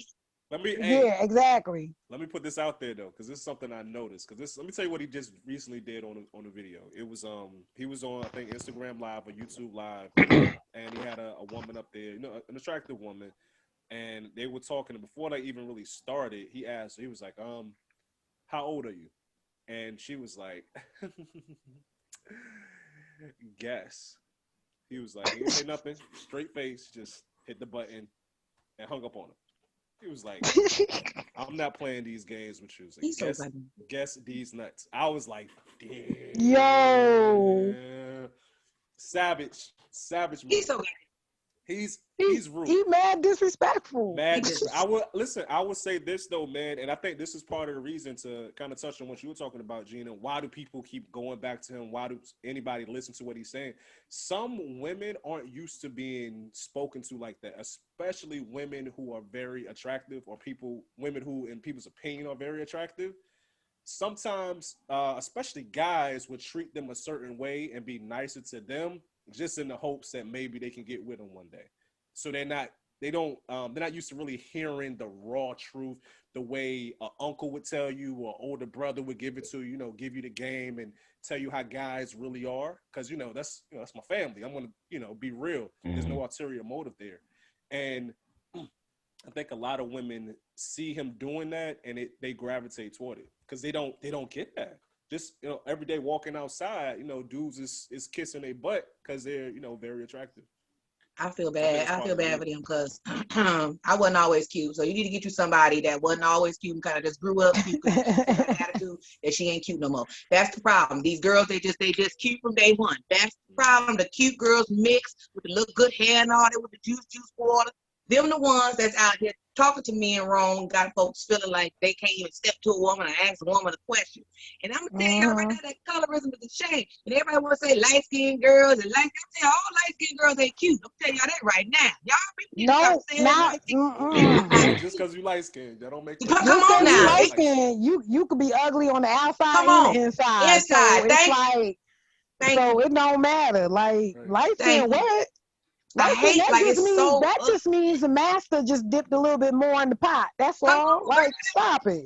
What J. Cole said, that tells me I just got raped in the your great grandma wasn't Mm-hmm. that great at running. The fact that you Yeah, light that's skinned, shut your up. Oh, great yeah. great grandma wasn't that I She's a great can't at she's a stand running. J. Cole. She J. wasn't that Cole, great at running. bars. Mm-mm-mm. I would say Or this. she I'm was glad you running for the wrong reasons. she was talk about it. tell me, you go, girl. I'm gonna go this way. I'm just I saying, ain't got But I'm there's a glad you reason. brought that up, Gina, because I forgot who brought it up on our Instagram page, but it was actually somebody had a post of they screenshotted a message they had got from somebody, and it was another black person, but they were saying how light skinned people are so much more beautiful, and you want to Oh, have that's the standard of beauty in Black America, and curly hair is this and all of that, like all that self-hate stuff that you've heard before, so and sad. it's people in our community who feel that way, who feel like dark skin is one level of beauty and light skin is something else. Why do you think? I would say this. Let me put this out there, and anybody can answer it. Other than the obvious, living in a white country, because let's just be for real, this is a white country, and the Eurocentric standard of beauty. Why do you think it's so prevalent within our culture to where a lot of people actually feel that light skin is something to ascribe to, or curly hair is something to ascribe to? It gives them a level of, I guess you want to almost privilege. say, passability and privilege. Yeah, because we all know if a black, 9 times out of 10, if a black person and a white person applying for the same job, 9 times out of 10, the white person is going to get it. If everything's equal in a white organization, they're going to do it. But if a dark skinned person and a light skinned person applies for that same job, 9 times out of 10, that light skinned person is going to do it. The Yeah. darker your skin is usually considered a threat. It's very rare that you see dark skinned women, especially amongst the women. Men, we kind of get away with it a little bit more. I Yes. mean, y'all brought up one Idris Elba. Wesley He's pretty dark, Snipes. That Wesley Mhm. Snipes. We've had that before, but So it's very cat. rare you see a dark skinned woman out front. Usually they're like my complexion at the darkest. So when you get a woman like, or if they do have a dark skinned woman, they have to be funny, which is like Whoopi. Whoopi Goldberg is Mm-hmm. extremely dark skinned, and she has to be funny. But it's rare we get a woman like Viola Davis. I think Viola Davis is Ooh. beautiful. Oh, she's so Viola, Yes. gorgeous. oh, that dark Gorgeous. chocolate skin. Every time I see her, I just want to stand Yep. up and clap. Go on, girl, Oh, do it. Mm-hmm. You know what I'm saying? And she got Yes. full lips, full nose, really dark features. And even she tells you, she had to work twice as hard for the role. She knew she could act the people that were going up, but she didn't have the quote unquote look. And it is a level of passability, and it's something that's been taught to us for centuries. So hopefully it's something that we break away from, because I don't think you know we got to wait for white people to tell dark skinned people that they look beautiful. That's something that we can do within ourselves. We used to do it back in the 70s, say it loud, I'm black and I'm proud. But where did that Mm-hmm. go? Once the 80s hit, I know Gina, you 80s baby, so you may not know this, but once the 80s hit and Reaganomics was in effect, you had a big exodus of black people trying to fit into corporate America, and they stepped out of the neighborhoods. They stepped away from those poor areas in the hoods, and they found a level of passability, which is why you started seeing more and more brothers and sisters marrying white, because it was accepted. And if they did marry black, they found the lightest skinned black person that they could find where they would look passable. So I mean, it's something that it's ingrained in here, unfortunately, for a lot of us. But America. you ask me, I love me a dark skinned sister. Absolutely. I think it's the most beautiful thing. And when I see especially when I see little girls, I always comment on how beautiful their skin is. I tell them, look at you with your little chocolate self, just as beautiful as you want to be. Like, I don't ever want that little girl to think that her dark skin is wrong. It's wrong. Yeah. I mean, I'm a baby of 4 girls, and we all got different daddies. But we are all shades. I got a dark skinned sister, I got a brown, then I got one lighter than me. And I didn't know till I was an adult that my dark skinned sister used to feel some type of way. I mean, as a kid, I didn't know I was maybe doing anything or whatever, but because she was dark skinned, she felt like me and my sisters, that everybody thought we were better or whatever the case may be. But my outlook on it is, I'm sick of the shit. Because then people look at me like I'm crazy. And I'm like, I ain't one of them light skins. Okay, let me let you know what light skin I am right now. Okay, because my hair getting nappy. You understand me? I ain't no regular light skin. It's just, to me, it's hard because it's against our own people. Like, white folks, it's like, okay, let me say it like this. I think it's like that because white folks were the first people we seen on TV, right? I believe that there was no one like us on TV when TV was a big thing. So everybody's looking at these white folks. They're looking at their straight hair. They're looking at their skin. They're looking at their body shape.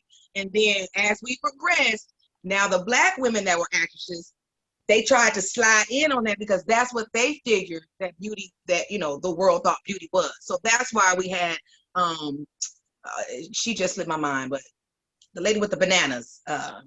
Chiquita Banana or Chiquita, Can't think of her whatever name. her What name are you is. talking about, though? Chiquita something. It was She a Chiquita singer something. back in the day. But anyway, that's why they. What, Celia Cruz?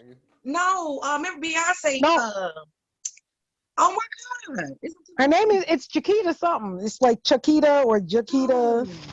Yeah, but you had a Oh lot my of them God! back It's there. gonna come to Dorothy me. Dandridge, Doris, you know what I'm saying? You had a lot of them. Even Ruby Dee was really, really light skinned. But Yeah, and they would you bleach saw, the skin. yeah, you They saw a wanted you lot of real the fair women to like fit in. that, and the men were like that too. It was what you had Harry Belafonte. It really Billy wasn't D.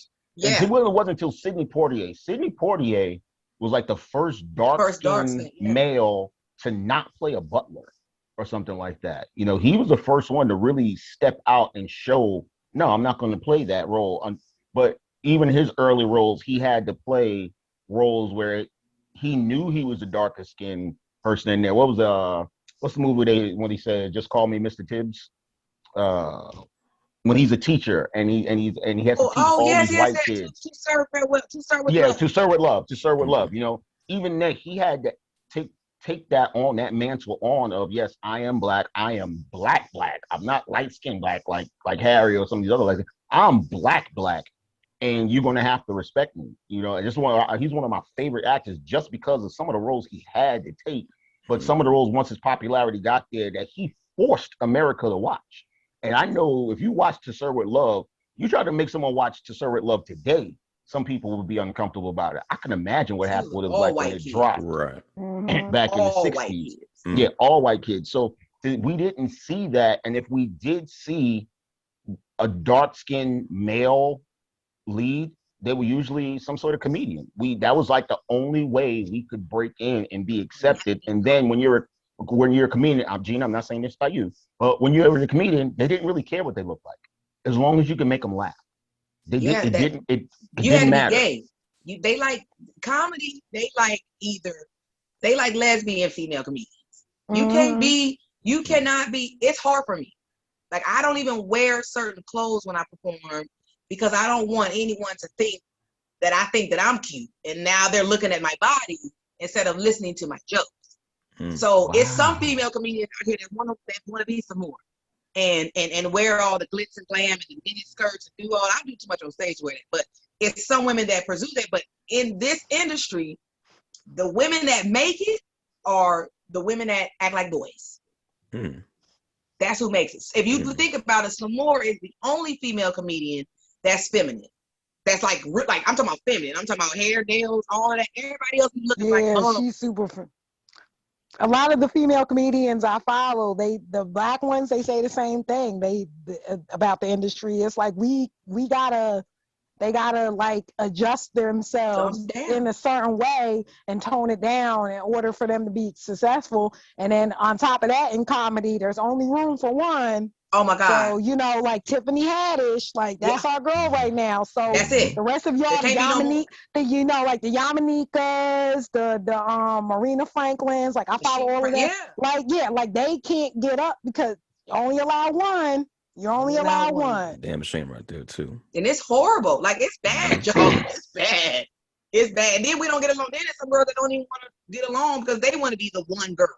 And it's Yeah. like, girl, we can outdo all these men if we work together. But you got that. Yeah, there's You that got light it. skin, dark skin, big You girl, got the light skin. skinny girl, Yep. Big girl. everything. Come on. Because like I'm telling you, one of my favorite comedians, like hands down, Yamanika Saunders. I fucking love her, but I get why she's so frustrated all the time because it's like she big and she black, and she speaks her mind, she speaks the truth, and so it's like she was like she always talk about that's why I'm killing my career right now talking about this shit because you know I'm a black fat bitch who's got a voice and it's terrible in the comedy because there's so many. I love female comedians, and it's like if y'all would get the proper representation, oh my God, it would just be like, It's horrible for real. This game is messed up. So people yeah, really want you to sit with them for 5 minutes of stage time, like, sir. And then you got all these mediocre white women. Oh my God, girl, that ain't funny. And Asian women, I'm gonna keep it real. But Asian women out there, I be like, girl, you don't get out of here with that because you really being racist right now. Yeah, but yeah. They can get away with it. They get away with it. White female comedians. Because they just gotta be cute. They just gotta put on a little bit of lipstick. That's it. They be looking homeless. That's all they gotta do. And they got a whole show and 30-minute set on Comedy Central. I know, I'm telling you, I follow. They be looking plain, like they shop at Banana Republic. Like, I be like, who? I'm like, how she get a whole 30-minute special? Yeah. She's not even funny. Yeah. I ain't even gonna name. What's her name? I ain't gonna lie. Amy Schumer, I don't think she's funny. Amy Schumer. No. Which one? I can't think of who Amy Schumer. Which one's Amy Schumer? Blonde hair, kind of heavy set. You know, she lost weight recently. Yeah, no, she like the self-deprecating white woman that's just like, oh, I'm funny. Like, no, that's not funny. That's not funny. It's not funny. Don't nobody want to hear about your fat ass. Talk about this all day long. Yeah. Like, say something else. It's a white country, I don't know. Man. It's just hard. It's a white country. That's why people have told me to get into comedy, and I said, listening to everything I heard about the industry, I'm like, I don't think I'm built for it. You gotta really I would love for you to come on, girl. We need more females. Don't let that scare you. Don't let that scare you because this shit fun, girl. I mean, it looks fun, but it looks scary. From what I hear, I mean, the horror stories. It's a lot of disrespect. Stories. Yeah, there's a lot of disrespect, a lot of backstabbing, Yes, it is. Oh, clicks, a lot of clicks. You know, it's a lot of, we mess with them, but not them. Yeah, it's a lot of Yeah, it's a lot of, but I don't do it for those reasons. I really feel like if, you know, when people inbox me and tell me, you know, like my video made them feel good, or, you know, they, at the end of the show, they be like, I wasn't even gonna come because this happened, but then I came and I'm good. I'm so good. I know it's cliche to say it's not all about money, you know, but we do need money. So I ain't trying to say that. But honestly, though, it's so freeing to go up there and speak your mind and have people understand you. You know, and I think that's why I do comedy, because it's like I just want to get all of this out. All that other riffraff, them clicks, them crews, them, you know, these girls fighting over spots and all that type of stuff. I stay away from all of that. Like, I know what I don't got time for that. Nobody. So you just got to be on your stuff. Throw this out there. So, you know, we talking about race and everything. Dr. Umar Johnson was on the Breakfast Club this past week, and he doubled. First of all, DJ Envy. Oh, I've never. He low key a clown, but he's a clown. So Umar was talking about just 10,000 different issues facing the Black community, as Dr. Umar does, right? And Envy said something. He asked him. He was like, "Okay, you know, last time you were on our show, you told us that you are against interracial marriage," and he was like, "So do you still feel that way?"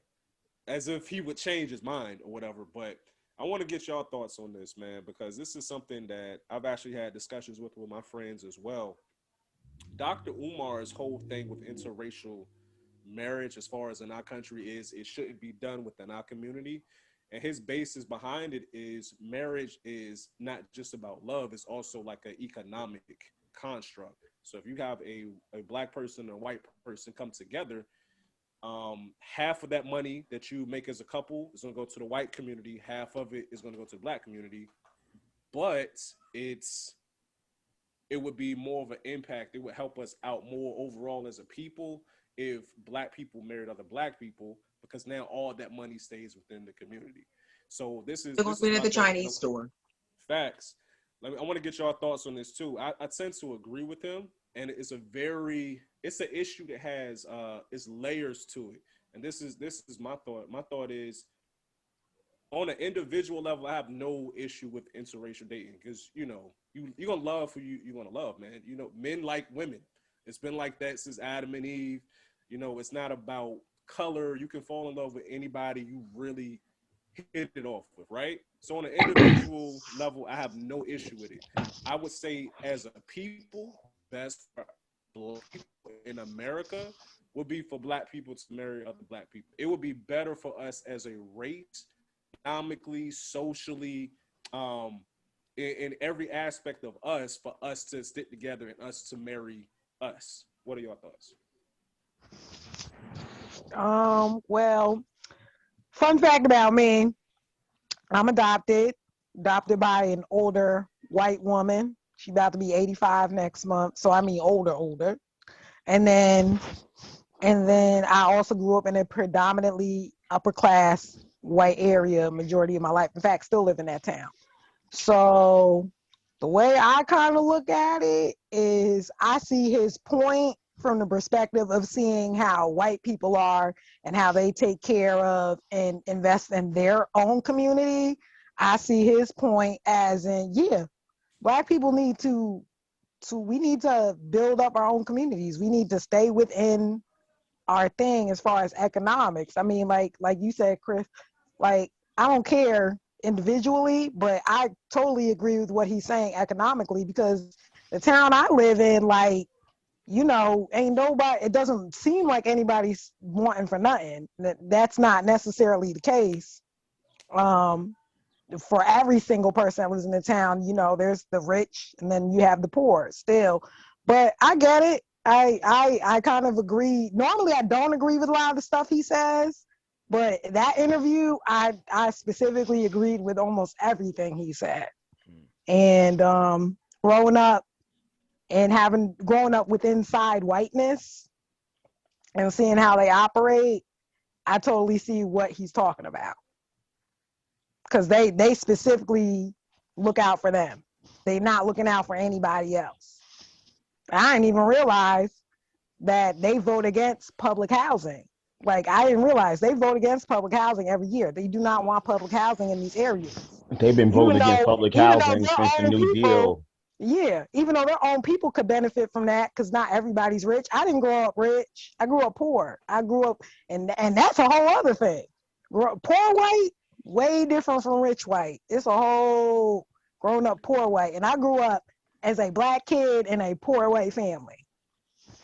So I understand completely like from the jump, people are always like, you were never into white guys? I said, no, I grew up around white people. No, I said, I want to marry a black man. I want to create a black family. I want to create black generational wealth. Because that's the only way I'm going to get it. That's the only way my kids are going to get it. That's the only way my grandkids are going to get it if I keep it within blackness. Once it goes into whiteness, because there's a lot of interracial couples in my area, it goes right out the community. The interracial couples that I know of personally, they don't invest back into black.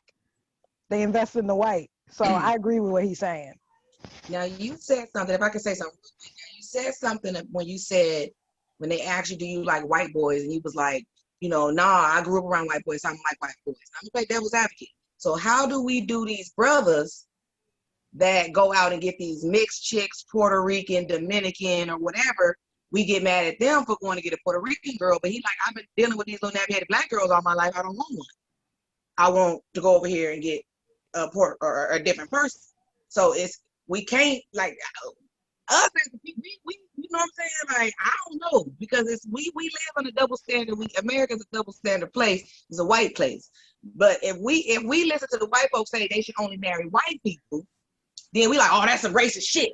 But then if a black person say we should only marry and date black folks, we don't think it's racist. We think that's the right way it should be. Now I think we fucked up when we tried to come together anyway. Honestly, I feel like we should have stayed with our black shit. We should stay they white shit. Like for real, because we beg so much to be accepted from their asses when we got the goods. You know what I'm saying? Like when we would have realized how we got it, even if they burnt down, we should have built that motherfucker right back. You know what I'm saying? So I kind of see what he's saying, but I'm with you too on the Chris, like you can't help who you love type of situation, you know, but economically, black folks is not spending they not spending their money on black stuff. So we can't just pinpoint it because we are spending our money in Asian stores, in white stores. We buying Gucci, like we're not investing in ourselves. So I don't know how marriage can change that so quickly when it should be an individual situation where you black, go spend your black dollars. But then we're gonna complain about how the attitude. So I just feel like some shit is just never going to change. You know, I really feel like you need to control what's in your shit, your house. You know what I'm saying? You make sure you teach your children on their way out the door what it's like. You make sure you and your wife come together what it's like, because all that outside shit, at the end of the day, don't mean a goddamn thing. Because no matter who you marry, I'm telling you right now, all your money ain't going in one place. That's how I look at it. No matter who you marry, your money ain't going in one place. So I never had a white boy. You know what I'm saying? My white crush is dead. Paul Walker dead. You know what I'm saying? Because that's who that's my man. You know what I'm saying? That's my man. I'm not into white boys, but if my son was to bring home a white girl, I ain't gonna lie, y'all. Take a breath. Take a breath. Take your time. Take your time. Can't use your comb. Don't bring her home. Yeah. If she don't need a pick, get her out quick. You know what I'm saying? So like, mama, we live, because I live like you. I'm in a predominantly white neighborhood. I want to let my son to grow up and not get shot or his Jordan stolen. He will tell you in a minute, yo, my son be wanting to move to Atlanta now. He's like, I just really want a black girlfriend. Like, I want a black girl. I want a black woman. You know what I'm saying? He see white girls all day. They all over him, okay? Well, I think that's probably what it is. That's what it is. Like, it's like when you surrounded by people who don't look like you, who don't, you know what it's like, and then because I was raised, it wasn't like I was with a black family in a white neighborhood. I was a black kid in a white family in a white neighborhood. So I didn't even realize some shit. Like all these kids touching my hair when it's braided. I didn't realize that's not cool. They asked me, they sitting there, well, why are you adopted? I was like, my mom's a drug addict. Like, I didn't know I wasn't supposed to say that. Yo, kids can tell the truth. That's but so it's like I grew up with I had so many stereotypical, like negative stereotypes and thoughts. Even like now in hindsight, my adopted mom, she says a lot of crazy racist shit. I grew up with it. So like I think once I got older and started becoming aware of the fact that, hey, guess what, girl, you black? That's kind of what turned me off, because my best friend from like 1 year old to 18 was a white boy. So it's not that like I'm like anti-white. It's just that realizing and seeing like how the world really is, and how, I was definitely like, even in school, for instance, sports, the coaches would come around and like try to recruit the like 5 black kids because they assume that we're all athletically superior. Just like even little microaggressions like that. Like, so that was more of my turn off to like, all right, I'm not dealing with this white shit. Like, fuck this. Like, and then you realize they like from my perspective, they only take care of themselves. They don't give a fuck. Even when they are married to a person of another race, they only take care of the white side of things. So for me, that I'm just going by my experience. Like I kind of agree with what you said, where probably ain't never gonna change. You can't, but just from my personal experience, like dealing with white people and dealing with whiteness in such a heavy way, I'm just like, nah, I'm good. I want to keep it all black all day, every All day. black. That's right. So I'm gonna tell you, I have a problem with what he said because of what he's trying to purport. So if every single black person, male or female, that's married to a white woman, a Chinese woman, a Japanese woman, came back into the hood and found them a sister or a brother, you're telling me mystically, magically, all of our financial ills will be Thank cured And it like won't. that? Oh, Right. It won't, No. It because won't. because we don't have a financial plan. One of the reasons why we don't is decades long, and we've touched on quite a few of them right here. When you were saying they voted against the projects, you go back and look at how the project started. That was with the New Deal. you. It was originally started for white factory workers during the Industrial Revolution and then during the war efforts. But then when the Great Migration happened and started in the late 40s and early 50s, and black people started coming up there, black people started getting housing projects built for them. But then they started doing this little thing called the voucher program. So the voucher Remember that. program allowed, if a black family and a white family came up and they both we need housing assistance, the black family would be stuck in the projects. The white family would be given a voucher to supplement their rent so they can go out and rent in the suburbs somewhere. You couple that with redlining, and we always talk, there's no black this in our hoods, there's no black that in our hoods, but that's because we don't have any black-owned banks in our hoods. We can't go to a bank and get a bank loan because redlining, whether they want to admit or not, still exists. Depending on where your address is, you're considered a credit risk. Oh, they Not do only, that. They do that in my town. yeah, They and, definitely, and, and not definitely only tell good, and man. not people. only do that, not only do they do that, but now since your home is there, I'm going to devalue your home. And for decades, what have middle class and low income families that actually was able to own their own homes? What have they used that equity for? To pay for college for their kids. So now we're missing out on college opportunities. We're not getting the education that we're stuck at these low mundane jobs. And then we wonder why some of these kids get out. I don't really think it has to do with just the fact that they're white. I think it has more to do with the fact that they understand what success looks like. Mm. I've honestly thought it's more psychological than it is a physical attraction. This is someone who came from an environment where all they knew was that the baker was white, that the banker was white, that the doctor was white, that the policeman was white, that everything in their neighborhood was white. Black people in America are the only people on this planet that don't know what it's truly like to live in an environment where everything is owned and run by us. Every immigrant that comes from another country, I don't care how bad that country was, it was probably run by people that look like them, of their descent. We don't understand that. So the closest thing we understand to success usually is a white person. That's what the standard of success is in America. So while I don't necessarily, I've never dated a white woman. I'm married to a black woman. However, I understand why someone would do that. Now, if he was saying, don't marry outside your race because we are beautiful and we have a plan and we could do more to do that, to get to where they are, stay with us, here's how we're going to do it, I could see it. But saying it's just for financial reasons, it's way deeper than that. Because if all that money can, like I said, we'll call him Malik. Malik went out and married Becky, and Malik has a good job, and Becky has a good job. Well, if Malik came back to the hood, is there someone on Malik's level mentally, spiritually, financially, that's willing to grow and learn? Is there someone there that he could find? A lot of times there isn't. And it's the same way the other way. Black women, and I will tell you, black women have been carrying the torch for a while. They've been trying to wait for brothers to catch up.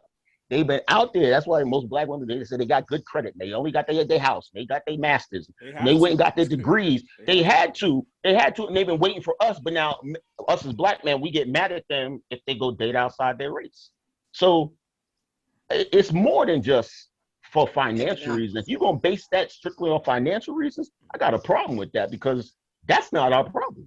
Oh, That's right. I'm glad you said that, man, because I want to touch on that real quick. I'm not gonna put words in Dr. Umar's mouth, you know what I'm saying? Because he's his own man, whatever. But I don't think what he was saying is that it's just or all the ills that face Black America could be fixed if Black people only married within their race. So I don't think that's what he was saying. But I think what he was getting to was when you're talking about the financial, the economic aspect of marriage, you have more power. And this kind of touches on what you were talking about.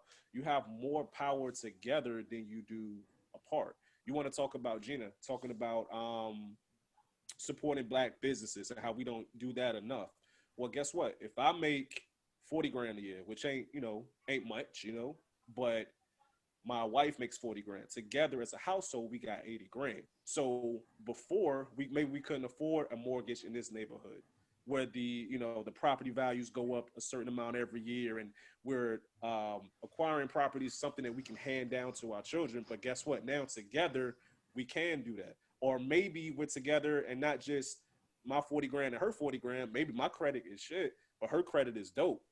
So we can go get a mortgage based upon her credit, but we can afford more because we still can use the money that I'm making. So we make more as a household. It's more together.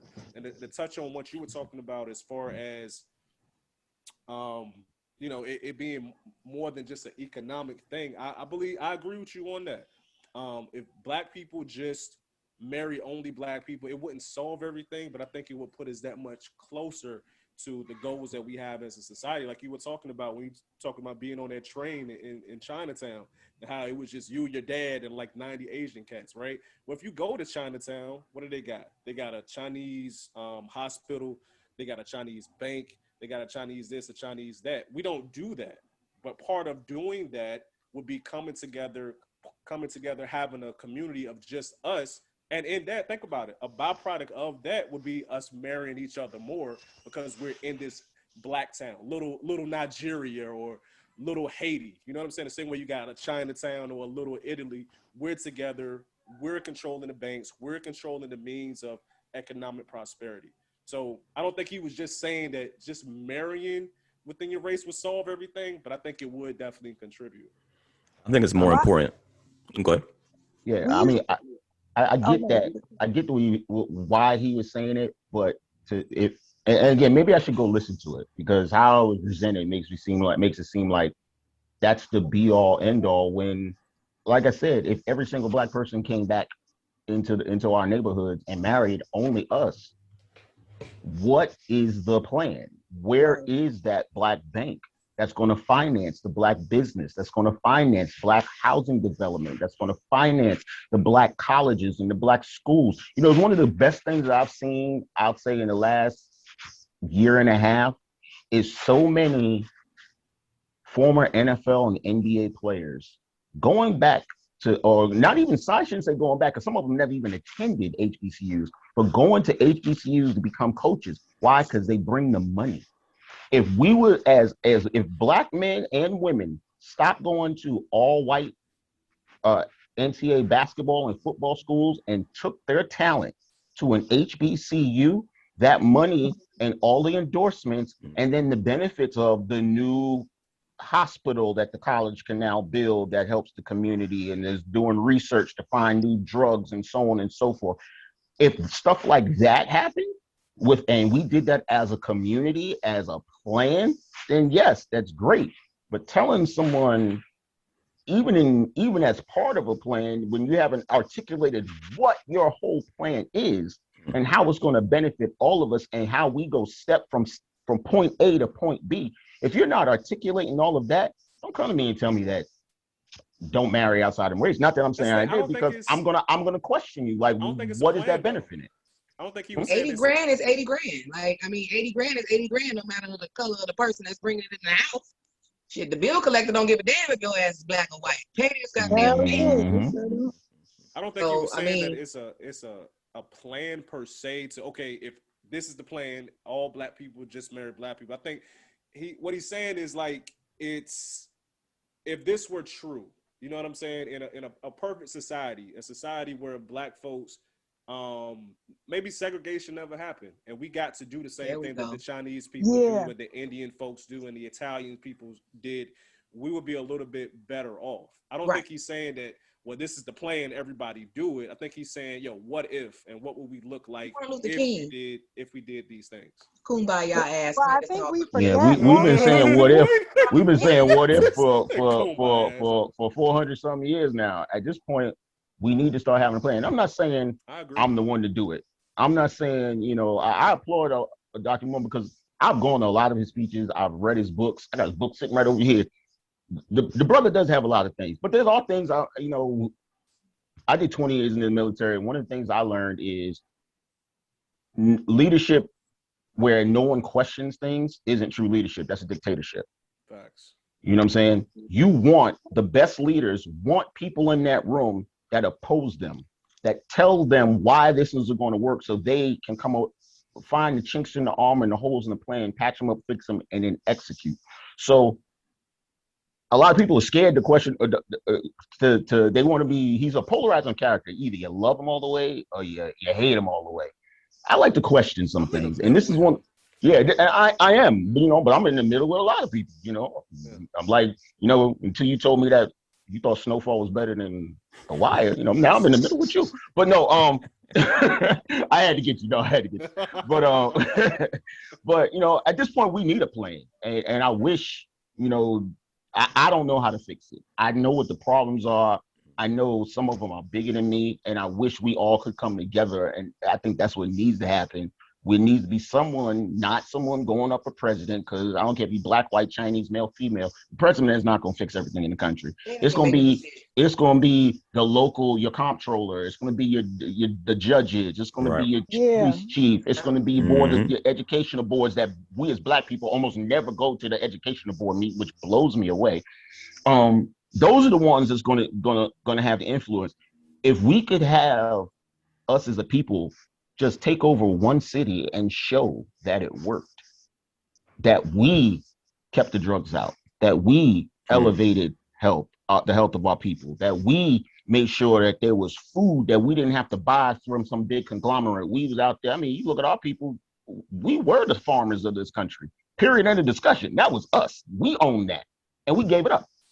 We let that go. We gave it up when most of us, we were forced off of that land. We were either on sharecropper, we came up north. So if we had a city that came up like that, I mean, we've come close with Atlanta. We've come really, really, really close. But what's the next Atlanta to show this is the next evolution, and use that as the blueprint to start showing we as a community can do that? To me, it's way bigger than marriage. Mm-hmm. Well, I think there's a sense of fear, though, because we technically had that. We had Black communities with Black banks, Black doctors, Black everything. And what they do, they blew them up. They burned them down, yeah. They burned them down, they blew them up. So I think that also comes with, I think this current generation, like we're all invigorated and hyped to try to get back to there. But I think the generation, maybe the last two generations before us, they got the trauma of, Rosewood. They got the trauma of, Wilmington, North Carolina, Tulsa, Tulsa. North Carolina. They did it in Chicago. Like a lot of people, we always hear about Ocoee, Rosewood, Florida. That's another one. Yeah, Oklahoma. But they did it all over the country. There was Black communities or fully Black communities full of just doctors, everything, lawyers, everything. And they went and like basically blew those cities up or burnt them down. So you also got, the generations that were coming from that had to deal with that trauma. And, so I think it's also kind of that too, where like there's a fear there where if we go ahead and we build up our Black communities again and we come together again, what are they going to do to us? Right. Because you see what they're doing right now. They just killing us left and right. Just because we protest. Yeah, just because we protesting or just because we breathing. Just because we breathing, they killing us. So it's like if we go and make this move, Black people, we 2 trillion. What are they saying? 2 trillion. We add to the economy. We spend $2 trillion a year on we bullshit. are the greatest consumers. We're the greatest consumers. So we have the economic capital to pull this shit off. But I think a lot of it is just fear. Our music is all messed up too. This generation, this music got folks crazy. Oh, this drug. Don't nobody want to be real no more. If you ain't got a dead. silk, if your lace ain't melted, if your eyelashes, if you ain't got this, if you ain't got that, This is why our money is going in the wrong goddamn places. So if somebody would rap about something other than my face tight, ass bomb, titties, there's a rap right, did it with the good, Oh, good. If we right. could come up with Yeah. something, Okay. Stripper Hey, you rap. might want to write that down, man. You might Yeah, make I money know. off that. You I doing was it You proper. Yeah, dropping we don't be bars. shimmying and shit. I'm gonna tell y'all this. Well, was good. We were good. When right. music was slow jam, we had Motown. We had like we as a people were good. Our music didn't divide us back then. Our music divides us. So it divides us now. I'm It telling you that right definitely now. does. It definitely does. Like It even does. like that shit with Megan Thee Stallion getting shot. And I'm like, we're having a debate over a female getting shot by a nigga she's fucking Come with. on, So come we're on. having a debate over that. Like we're debating whether would she do too much? So that Yeah, means she should get shot because she the gets shot. nigga got drunk and got pissed. Like, like the fact that that was even a debate about who was right, who was wrong, whether he should go to jail. Oh, she snitched on shit. If you shoot me, I'm talking. It's just we don't stick Like, together. really, I don't We care. don't stick together. He said, We And he y'all said, don't. know I'm that white talking. country singer, the white boy country singer that said nigga. Y'all know. Let me tell you how white folks do it. They banned this nigga banned from the award show Oh where he probably yeah. gonna win 3. They got his face on all the nominees. They don't even have his face. They got a blue box with his name underneath it. See what I'm saying? Like white folks, if they gonna punish your ass, they gonna punish your ass. We as a people we want to know when, why, how, why, what, now, who said it, and I don't believe that because such and such did it last time. That's their problem. If we would reprimand George Zimmerman, ass should have been dead. Oh girl. We should have grabbed his ass the next day. That's why I can't. White folks do that though. No rappers who talking about shoot 'em, bang. All bang. these gangbangers. But, you killing people in your neighborhood, but Zimmerman is still walking around. Like, I can't. I can't Exactly. That's what I don't understand. Like y'all so quick to want to kill each other, Cancel. but then we got the people who are killing us just walking around scot free. Not that I advocate like a life for a life or whatever. I'm not advocating murder, but it's like if you want to murder somebody, murder the motherfuckers that's killing us just because we exist. Not even because they have a real beef. They killing us just because we exist.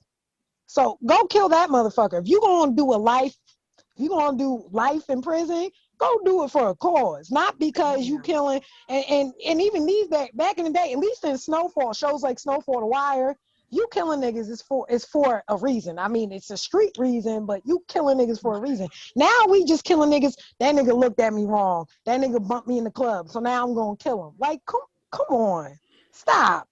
It's a shame, man. Like, I just found out that the rapper Mo3, the reason why he got killed because he was jealous. His girlfriend found him, more like he was doing more. He was doing big things, so he killed him over jealousy. Mm-hmm. I teach my son that all the time. I don't teach my son We gotta about do better. nothing else. I We tell gotta him do better, man. jealousy, you people kill their own family. Jealousy is a sickness. It's sick. Yeah. Jealousy will have you doing all types of shit that you ain't got no business doing. I tell my daughter all the time too. I said, don't worry about, because she had, once again, she going to a black school now, like a predominantly black school, but before she was going to a predominantly white school because the area we live in. And it's like, she never said nothing about no Jordans. She started going to the black, everybody got Jordans. I need Jordans. Da, da, da, da, da. I'm like, girl, I was like, no offense to your friends, but I said a lot of your friends that's walking around with these Jordans, I guarantee you their parents ain't even the lights about to get turned off. You know what I'm saying? Like the reason you don't have Jordans is because me and your dad got bills to pay. We got rent to pay. We got car notes, and that's what's important. And we provide. I said the only thing I gotta provide for you is a roof and some food and clothing. I don't gotta specify what type of clothing it is, but she all worried about clothes and I'm like that and to be honest, she didn't have that type of mindset until she started going to a predominantly black school, where she was going to a school where all these kids had all this nice shit. These kids coming to school in kindergarten in Gucci and Coach and all that. She never said nothing about it. She go to the black school, all of a sudden, I need Jordans, I need this, I need that. Why? crazy. what? I want to say this before I'm gonna bail out, but because you said that, Yeah. it made me think of something. I was gonna move to Georgia. I drive a 2003 or 13. I don't know. I drive a Buick LeSabre. Okay. Get you where you Okay, got. yeah, good. Just let y'all know right now. I'm one of them people that my car, none of that matters. Like I like to take trips. I spend my money on other stuff, right? Mhm. But when my husband talking about moving to Georgia, I literally, y'all, it's sad. I literally was like, I can't go to Georgia with this car. Like I gotta get a new car. Automatically, I was ready to keep up with the Joneses, to look up a certain way, because if I roll with over there with the Buick, I would get talked about, clown, broke, all of these things, even though I own a business. I mean, we call everything under the sun. But in this white neighborhood, the police I don't even get bothered by the police in that Buick. Do y'all understand? Exactly. Right, So I feel right. what you're saying. You guys are some dope people. I'm so glad that you guys invited me here. I hate to just leave, but we've been on here for 2 hours. Yeah, I gotta go Yeah. But myself. y'all What's I'm up? gonna start getting It's good. all good. It's all good. make sure y'all hit me up on Instagram so I can follow you guys and keep up with you guys. And I'm going through our snowfall. So when I do come back, we got to re-talk about that. Okay? All No, right. definitely. Before Okay. y'all go, man, give everybody y'all socials, plugs, do your thing. Gina G 2 Funny, y'all. You can just find me Gina G, the number 2 Funny. That's it. All right. Author G2 Gamal Funny. Williams. I'm on Instagram, Facebook, Twitter. Author Gamal Williams. So Okay. dope. Congratulations to you and your son. Thank you Again, so that's much. good. I'm gonna read the Thank you. I book. Yeah, appreciate that. definitely. That's Appreciate that, that's yo. dope. That's Been a lot dope. of fun, man. It's great having an intellectual conversation and still be a little hood. I loved it. So Yes. There we go. Little There we go. ratchet, a little little ratchet. ratchet, just a little bit. Throw a little He love ratchet it. on Hey, that, thanks for the Intellectual invite, y'all. ratchetness, Y'all you be know. good, okay? All right, be We good, good. man. All right, Thanks for y'all. being on. All right, Gina. Y'all, Bye. peace. All right, Chris. Peaches, All we right. here. Oh Yeah. wow, it's just Last of the us. Mohicans, you know. Hey, listen, I'm single. I ain't got no man, so I got time. Yo, Peaches, you coming on the show again, man? Like, because you, Oh yeah, yeah, man. dude, it's something wrong with you, but it's something wrong with you in a good way. You know what I'm Yeah. saying? Oh Like, no, you know, people tell me that all the time. Something wrong with me all the time. I'm used to it. It's okay. It's okay. I know I'm a little. I said, listen, I was 80. I was a crack baby. I That's what tell we people like. all the time. I was born in the Mhm. 80s. I was a crack baby. Shit. You know something wrong with my ass. Yo, listen, we want to thank everybody for watching this episode. You can follow us at Geek Salad Now on Instagram. Follow our Facebook group as well at REANG Present Geek Salad. And don't forget to drop a like, comment, and subscribe to our YouTube channel. Until next time, Mhm. peace. All right. Peace. Peace, y'all. Thanks for the invite. All right, Hey, good. See you no later. problem. Anytime, Speak All soon. right. anytime. Oh wait, let me say my shit. I never Oh yeah, go gotten ahead. to do Yeah. that Hold before. up. Yeah, let me announce. Okay, at Super Saiyan Goddess. Super Saiyan. I don't even know. Super Saiyan Super Goddess. Saiyan God is blue. Yeah, Super Saiyan Goddess Got _ you. blue on IG, and yeah, that's all I really be on. I don't really be on Facebook and nothing like that. But I appreciate y'all inviting me on, and this was a cool experience. And oh yeah, I plan to be back That's because right. That's we right. got a lot more to talk. We ain't even Oh get yeah. into half the stuff we Nah, really but need to talk about. we won't do it though. No Yeah, we doubt. gonna do it. All right. All right. Y'all take care, man. All right, All y'all. right. Y'all be Peace, good. y'all. Peace.